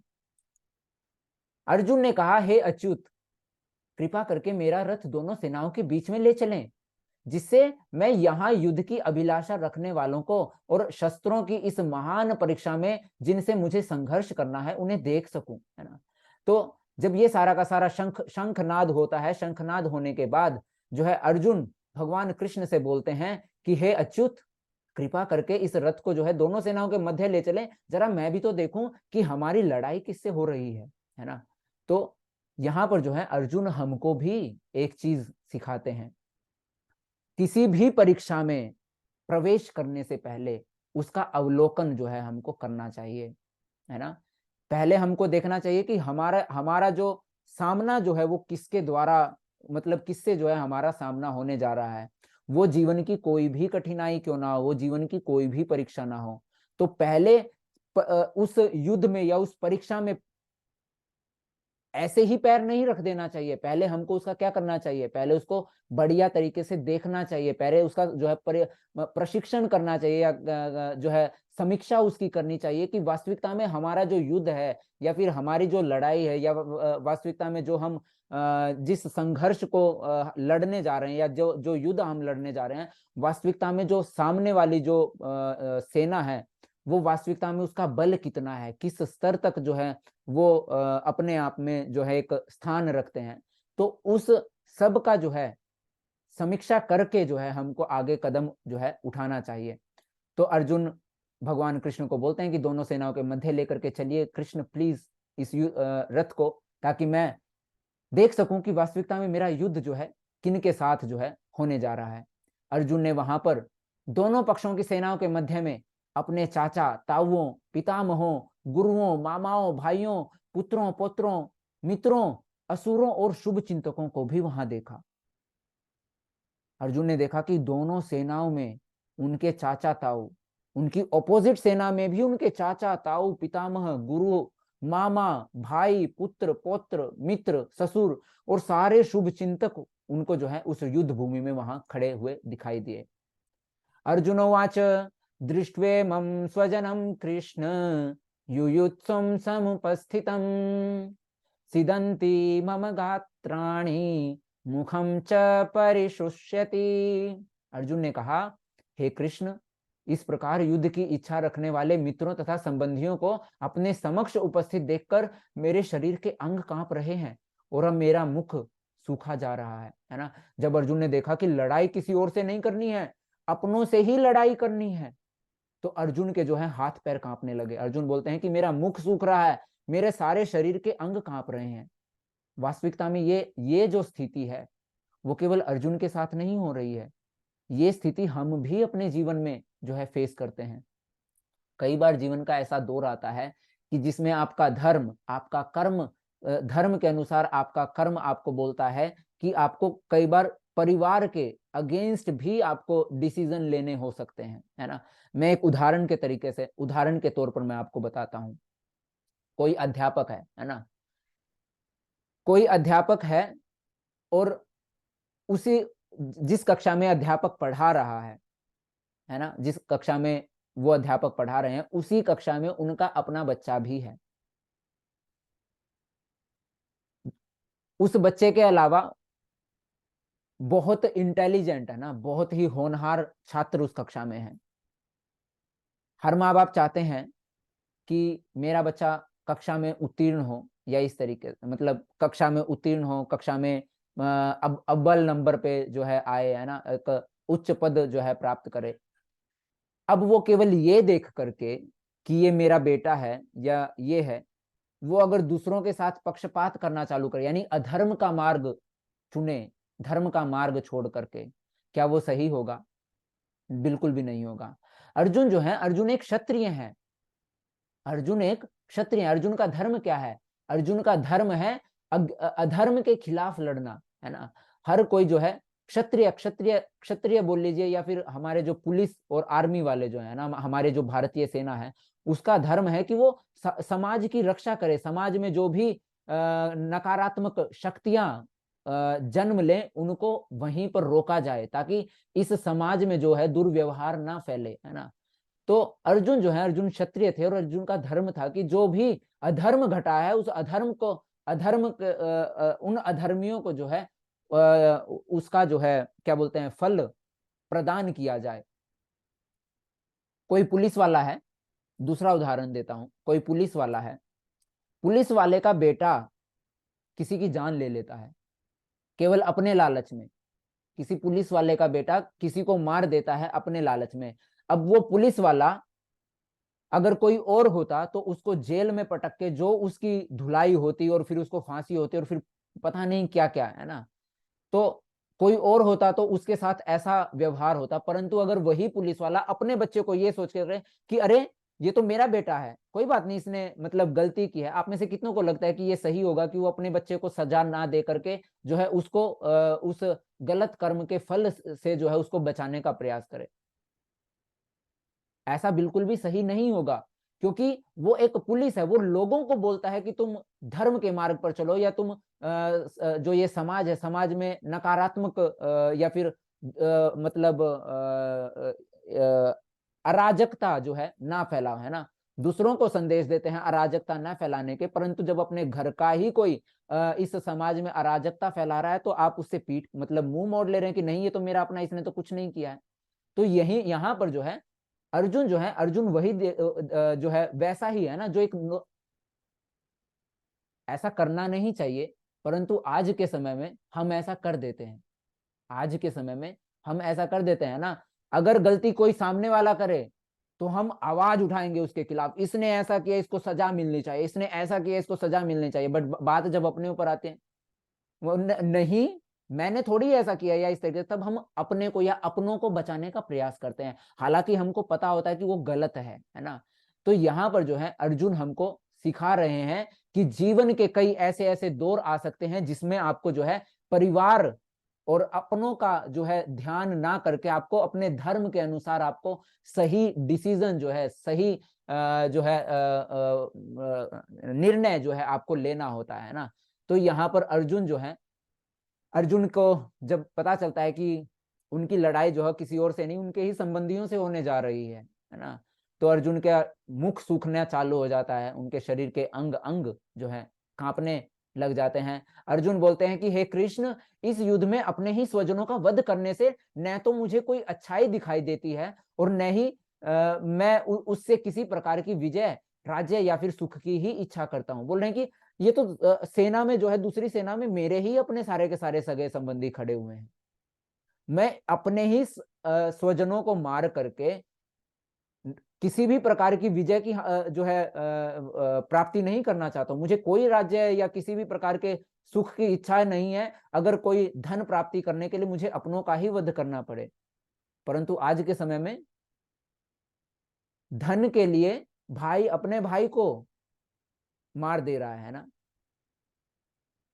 बेटा जो है, बेटा पिता मतलब अपने पिता की वो नहीं कर रहे हैं, मतलब का विचार नहीं कर रहे हैं ना, बस उनको क्या है अपनी भूख मिटानी है ना। अर्जुन जो है, अर्जुन एक बहुत बड़े भक्त है, वो यहाँ पर उनके भक्त होने का जो है हमको पता चलता है कि किस तरीके से अर्जुन बोल रहे हैं कि स्वजनों का वध करने में मुझे कोई अच्छाई नहीं नजर आ रही है, अपने ही सगे संबंधियों को मैं मार दूंगा, इसमें क्या अच्छा है। और मुझे ऐसी कोई विजय नहीं चाहिए, मुझे नहीं चाहिए किसी प्रकार की जीत, ना किसी प्रकार का मुझे राज्य चाहिए, ना किसी प्रकार का सुख मुझे चाहिए जिस सुख को प्राप्त करने से मैं अपने सगे संबंधियों को मार दूं। हे गोविंद, हमें राज्य सुख अथवा इस जीवन से क्या लाभ, क्योंकि जिन सारे लोगों के लिए हम उन्हें चाहते हैं, उस सुख को, उस राज्य को जिन सारे लोगों के लिए हम चाहते हैं, वे ही इस युद्ध भूमि में खड़े हैं। हे मधुसूदन, जब गुरुजन, पितृगण, पुत्रगण, पितामह, मामा, ससुर, पौत्रगण, साले तथा अन्य सारे संबंधी अपना धन एवं प्राण देने के लिए तत्पर हैं और मेरे समक्ष खड़े हैं, तो फिर मैं इन सब को क्यों मारना चाहूंगा, भले ही वे मुझे क्यों ना मार डालें। हे जीवों के पालक, मैं इन सबों से लड़ने को तैयार नहीं, भले ही बदले में मुझे तीनों लोग क्यों ना मिलते हों। इस पृथ्वी की तो बात ही छोड़ दो, भला धृतराष्ट्र के पुत्रों को मारकर हमें कौन सी प्रसन्नता मिलेगी। यही एक भक्त का लक्षण है। जो कौरव है ना, आतताई 6 प्रकार के जो है शास्त्रों में 6 प्रकार के आतताई आते हैं, और शास्त्र के अनुसार आतताई का वध करने में किसी प्रकार की भी हानि नहीं होती है ना। उन 6 प्रकार के आतताइयों में से जो एक प्रकार है, अगर कोई किसी की पत्नी का हरण कर ले, है ना, किसी की पत्नी का हरण करने वाला या किसी की पत्नी के साथ दुर्व्यवहार करने वाला वो आतताई, किसी का घर जलाने वाला वो आतताई, किसी के ऊपर शस्त्रों का प्रहार करने वाला, शस्त्रों से जानलेवा प्रहार अगर कोई करता है वो भी आतताई कहलाता है, किसी को विष देकर के मारने की जो कोशिश करता है वो आतताई कहलाता है ना। तो इस प्रकार से मतलब 6 प्रकार के आतताई जो हैं बताए जाते हैं। विष देने वाला, जानलेवा शस्त्रों से हमला करने वाला, घर में आग लगाने वाला और किसी की पत्नी का जो है हरण करने वाला, और भी 2 हैं, मुझे मतलब ध्यान नहीं आ रहे हैं ना। तो 6 प्रकार की चीजें बताई जाती हैं। और हाँ, सोते समय किसी बच्चों का वध करने वाला या इस तरीके से, है ना, सुप्त अवस्था में किसी बच्चे को हानि पहुंचाने की कोशिश करना, है ना। तो इस तरीके से ये सारे के सारे जो हैं किए जाते हैं, मतलब जो करते हैं वो सारे के सारे क्या कहलाते हैं, आतताई कहलाते हैं। और जो कौरव जो हैं, कौरवों के अंदर ये सारे प्रकार के 6 के 6 गुण उनके अंदर उपस्थित थे। उन्होंने उनकी पत्नी के साथ दुर्व्यवहार किया, उन्होंने उनके ऊपर कितनी ही बार जो है जानलेवा हमले उनके ऊपर करवाए हैं, कितनी ही बार कितनी ही बार क्या बोल रहा हूँ, वो लाक्षागृह का जो है कांड जो है उन्होंने किया था, है ना। विष देने की कोशिश की गई, भीम को विष दे करके तालाब में जो है फेंक दिया गया था, सरोवर में फेंक दिया गया था, है ना। और सोते समय जो है मतलब पांडवों के जो पुत्र जो है ना, पुत्रों की जान लेना, है ना, वो भी जो है उन्होंने किया था। तो जो कौरव जो है उनके अंदर आतताइयों वाले 6 के 6 गुण जो है वो उनके अंदर अवगुण, गुण नहीं बोलूंगा, अवगुण जो है वो उनके अंदर जो है उपस्थित थे, है ना।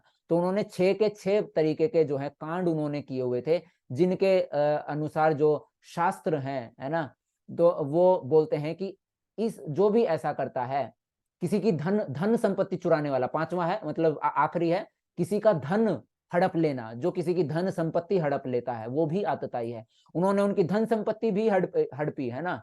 तो 6 के 6 प्रकार के उन्होंने कार्य किए। शास्त्र बोलता है कि जो भी इनमें से कोई भी एक प्रकार का अगर दुर्व्यवहार करता है, या जिसके अंदर एक प्रकार इनमें से कोई भी एक दुर्गुण हो, या किसी भी एक तरीके से इस समाज में अराजकता फैलाता है, तो उसको मृत्युदंड मिलना चाहिए, है ना।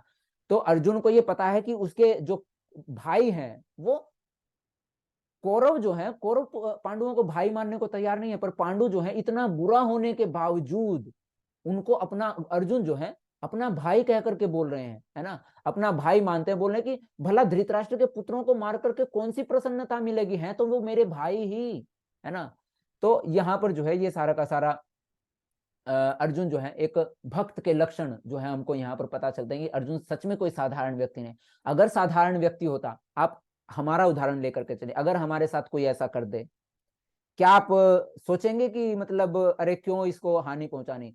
अगर कोई हमारे बारे में हमको पता चल जाए कि किसी की मानसिकता, उसने हमारे साथ कुछ बुरा नहीं किया है, पर वो हमारे बारे में क्या बुरा सोच रहा है, अगर हमको बस इतना पता चल जाए कि वो हमारे बारे में इतना बुरा सोच रहा है, आप उसका मुख चेहरा देखना पसंद नहीं करेंगे। आपको उसके लिए आपके मन में इतनी कड़वाहट, हमारे मन में इतनी कड़वाहट घर कर जाएगी कि बस ये इसका चेहरा मुझे देखने को ना मिले। परंतु अर्जुन के साथ, सारे के सारे पांडवों के साथ तो इतने जो है मतलब अत्याचार जो है उनके साथ किए गए, फिर भी अर्जुन बोल रहे हैं कि भला इनको मार करके मुझे क्या मिल जाएगा। इनको मार के धन मिलने से अच्छा है मैं भीख मांग करके मैं जो है अपना जीवन गुजारा कर लूंगा, चाहे मुझे कोई इस पूरी पृथ्वी का जो है साम्राज्य या फिर पूरे तीनों लोक मुझे कोई बदले में क्यों ना देता हो, मैं तब भी जो है इनको मतलब ये इनके साथ युद्ध नहीं करूंगा। क्योंकि अगर मैं युद्ध करूंगा और युद्ध करके इन सारे के सारे सगे संबंधियों को अगर मैं मार दूं, उसमें फायदा क्या है? क्योंकि जो भी धन संपत्ति हम इकट्ठी करते हैं, जो भी धन हम एकत्र करते हैं, वास्तविकता में धन हम एकत्र क्यों कर रहे हैं? घर मतलब बड़ी बड़ी गाड़ी, इतना सारा धन हर कोई अगर इकट्ठा करता है वो अपने लिए नहीं करता है ना। अर्जुन बोल रहे हैं कि इस धन का संरक्षण तो सगे संबंधियों के साथ उसका आनंद लेने के लिए ही तो किया जाता है। अगर मैं सगे संबंधियों को ही मार दूंगा तो मैं इस धन संपत्ति का मैं क्या करूंगा? ये धन संपत्ति बिना सगे संबंधियों के मेरे किस काम की? तो अर्जुन जो है यहाँ पर बोलते हैं कि मैं तो युद्ध नहीं करना चाहता, है ना। इससे इससे क्या लाभ है? युद्ध करके मुझे तो कोई लाभ मुझे नजर नहीं आता, इसमें कोई प्रसन्नता नहीं है ना। इसमें इसमें क्या जो है प्रसन्नता जो है मुझे मिलने वाली है?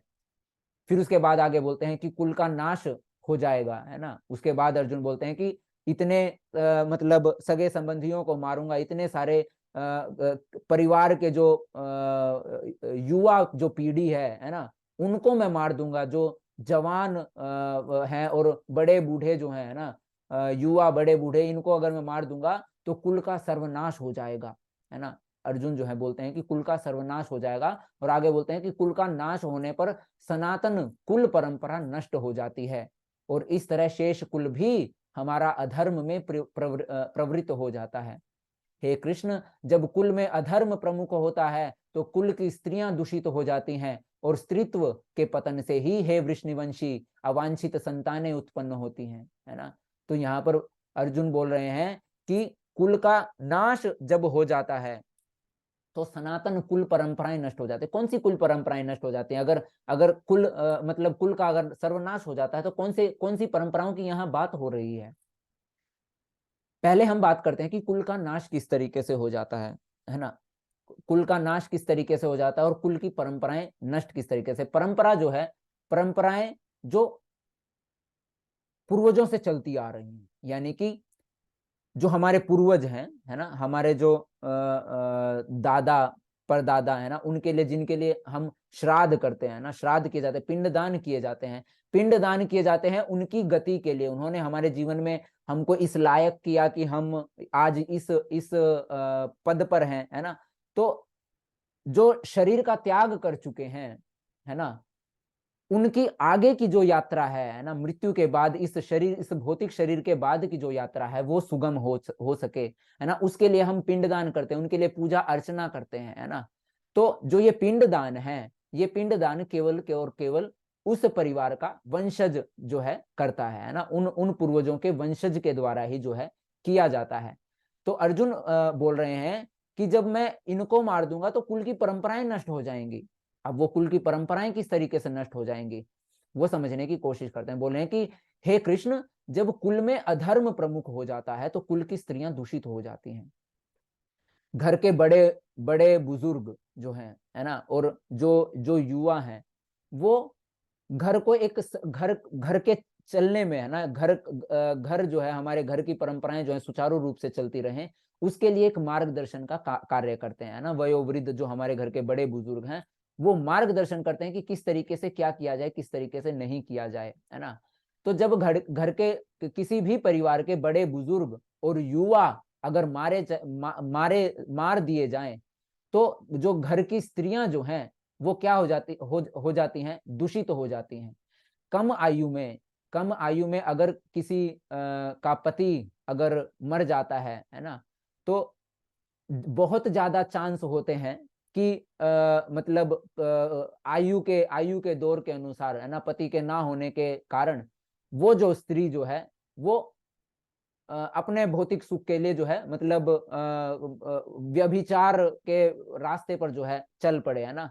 कहीं और जो है अपनी शादी से हटके जो है किसी और के साथ संबंध स्थापित करने की कोशिश करे, और जब किसी परिवार की, किसी कुल की वधू किसी और के साथ जब संबंध स्थापित करती है तो उससे अवैध संतानें उत्पन्न होती हैं, स्त्रियां दूषित हो जाती हैं, क्योंकि पति नहीं है, है ना। आयु का जो दौर है वो दौर ऐसा है कि जिसमें शरीर और मतलब भौतिकता में जो है विभिन्न आवश्यकताओं की जो है जरूरत है, तो उन आवश्यकताओं की पूर्ति के लिए जो स्त्रियां हैं वो जो है गलत मार्ग पर का अनुसरण करना शुरू कर देती हैं और कुल की स्त्रियां दूषित हो जाती हैं। और जब कुल की स्त्रियां दूषित हो जाती हैं और स्त्रीत्व का पतन हो जाता है, तो हे वृष्णिवंशी अवांछित संतानें उत्पन्न होती हैं। अवांछित संतानें जो उस कुल से संबंधित नहीं है, किसी और की ही संतान जन्म लेगी।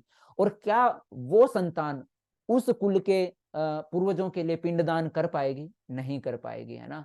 तो यहाँ पर इसीलिए जो है बताया गया कि अगर मैं इन सबको मार दूंगा मेरे कुल का सर्वनाश हो जाएगा। कुल का सर्वनाश हो जाएगा तो मतलब सारी की सारी कुल परंपराएं नष्ट हो जाएंगी। कुल परंपराएं किस तरीके से नष्ट हो जाएंगी? क्योंकि मेरे सारे के सारे भाई जो क्या बोलते हैं मतलब युवा अवस्था में है या इस तरीके से, जब सारे के सारे मर जाएंगे तो बहुत ज्यादा चांस है कि कुल की जो स्त्रियां हैं वो व्यभिचार की तरफ जो है अपना पग जो है रखने का प्रयास करें, है ना। तो जब ऐसा होगा तो अवांछित संतानें होंगी और अवांछित संतानों के द्वारा या अवैध संतानों के द्वारा पूर्वज जो हैं वो क्या हमारे जो है पिंडदान जो है वो स्वीकार नहीं करेंगे, है ना। तो इस तरीके से कुल की जो परंपराएं जो हैं वो क्या हो जाएंगी? नष्ट हो जाएंगी। आगे, संकरो नरकायैव कुलग्नानां कुलस्य च पतन्ति पितरो ह्येषां लुप्त पिंडोदक क्रियः। अवांछित संतानों की वृद्धि से निश्चय ही परिवार के लिए तथा पारिवारिक परंपरा को विनष्ट करने वालों के लिए नारकीय जीवन उत्पन्न होता है। ऐसे पतित कुलों के पुरखे पितर जो हैं वो गिर जाते हैं, क्योंकि उन्हें जल तथा पिंडदान देने की क्रियाएं ही समाप्त हो जाती हैं, है ना। तो जब अवांछित संतानें उत्पन्न होंगी, है ना, अवांछित संतानों की जब वृद्धि होगी तो उससे निश्चय रूप से ही पूरे परिवार के लिए और जो भी पूरी पारिवारिक परंपराएं जो हैं उनको विनष्ट करने वालों के लिए नारकीय जीवन उत्पन्न होता है ना। शास्त्र किसी कोई भी अगर किसी कुल का वध, कुल का सर्वनाश अगर कोई करता है तो अर्जुन बोल रहे हैं कि अगर कुल का मैं सर्वनाश कर दूंगा, उस कुल का सर्वनाश करने से जो है कुल की परंपराएं मैं खत्म कर रहा हूं, क्योंकि अवांछित संतानें उत्पन्न हो रही हैं, है ना। तो उससे मुझे पाप होगा, जो है निश्चित रूप से ही क्या होता है, उसका पतन होता है। जो भी ऐसा करता है उसको नरक का जीवन भोगना पड़ता है। और ऐसे पतित कुल के पुरखे जो हैं, पितर जो हैं वो गिर जाते हैं, है ना, जो भी इस तरीके का कर्म करता है, क्योंकि उनको फिर आगे जल और पिंडदान देने के लिए ही कोई जो है नहीं बचता। संजय उवाच एवं मुक्त्वार्जुन संख्ये रथोपस्थ उपाविशत् विसृज्य सशरम चापम लोक संविघ्न मानसः। संजय ने कहा, युद्ध भूमि में इस प्रकार कहकर अर्जुन ने अपना धनुष तथा बाण एक ओर रख दिया और शोक संतप्त चित्त से रथ के आसन पर बैठ गया। तो जब ऐसा हुआ तो इतना कह करके जो अर्जुन जो है वो शोक से लिप्त होकर आंखों में आंसू लेकर के, और जो एक बार मन में साहस आया था कि हे कृष्ण इस रथ को दोनों सेनाओं के मध्य ले चलो, मैं भी तो देखूं कि कौन जो है मेरे साथ युद्ध करने के लिए आया है ना। तो जो एक जोश से उन्होंने कभी एक गांडीव उठाया था, है ना, अब जो है जब देखा कि मेरे ही अपने स्वजनों के साथ मुझे युद्ध करना पड़ रहा है, तो हाथ पैर कांपने लगे, गला सूख रहा है और शोक संतिप्त होकर के, है ना, शोक में युक्त होकर के अश्रुपूरित नेत्रों से जो है उस धनुष बाण को जो है रथ पे वापस से रख देते हैं और रथ पर जो है बैठ जाते हैं। तो यहाँ पर आप देख सकते हैं कि किस तरीके से अर्जुन जो है, अर्जुन के आंखों में आंसू हैं। तो यहाँ पर हमारा जो पहला अध्याय है वो समाप्त होता है। हरे कृष्णा। तो अर्जुन अश्रुपूरित हैं। तो यहाँ पर जो है हमारा आज का अध्याय यहीं पर समाप्त होता है। अभी हम आपके प्रश्नों की तरफ बढ़ते हैं। हरे कृष्णा।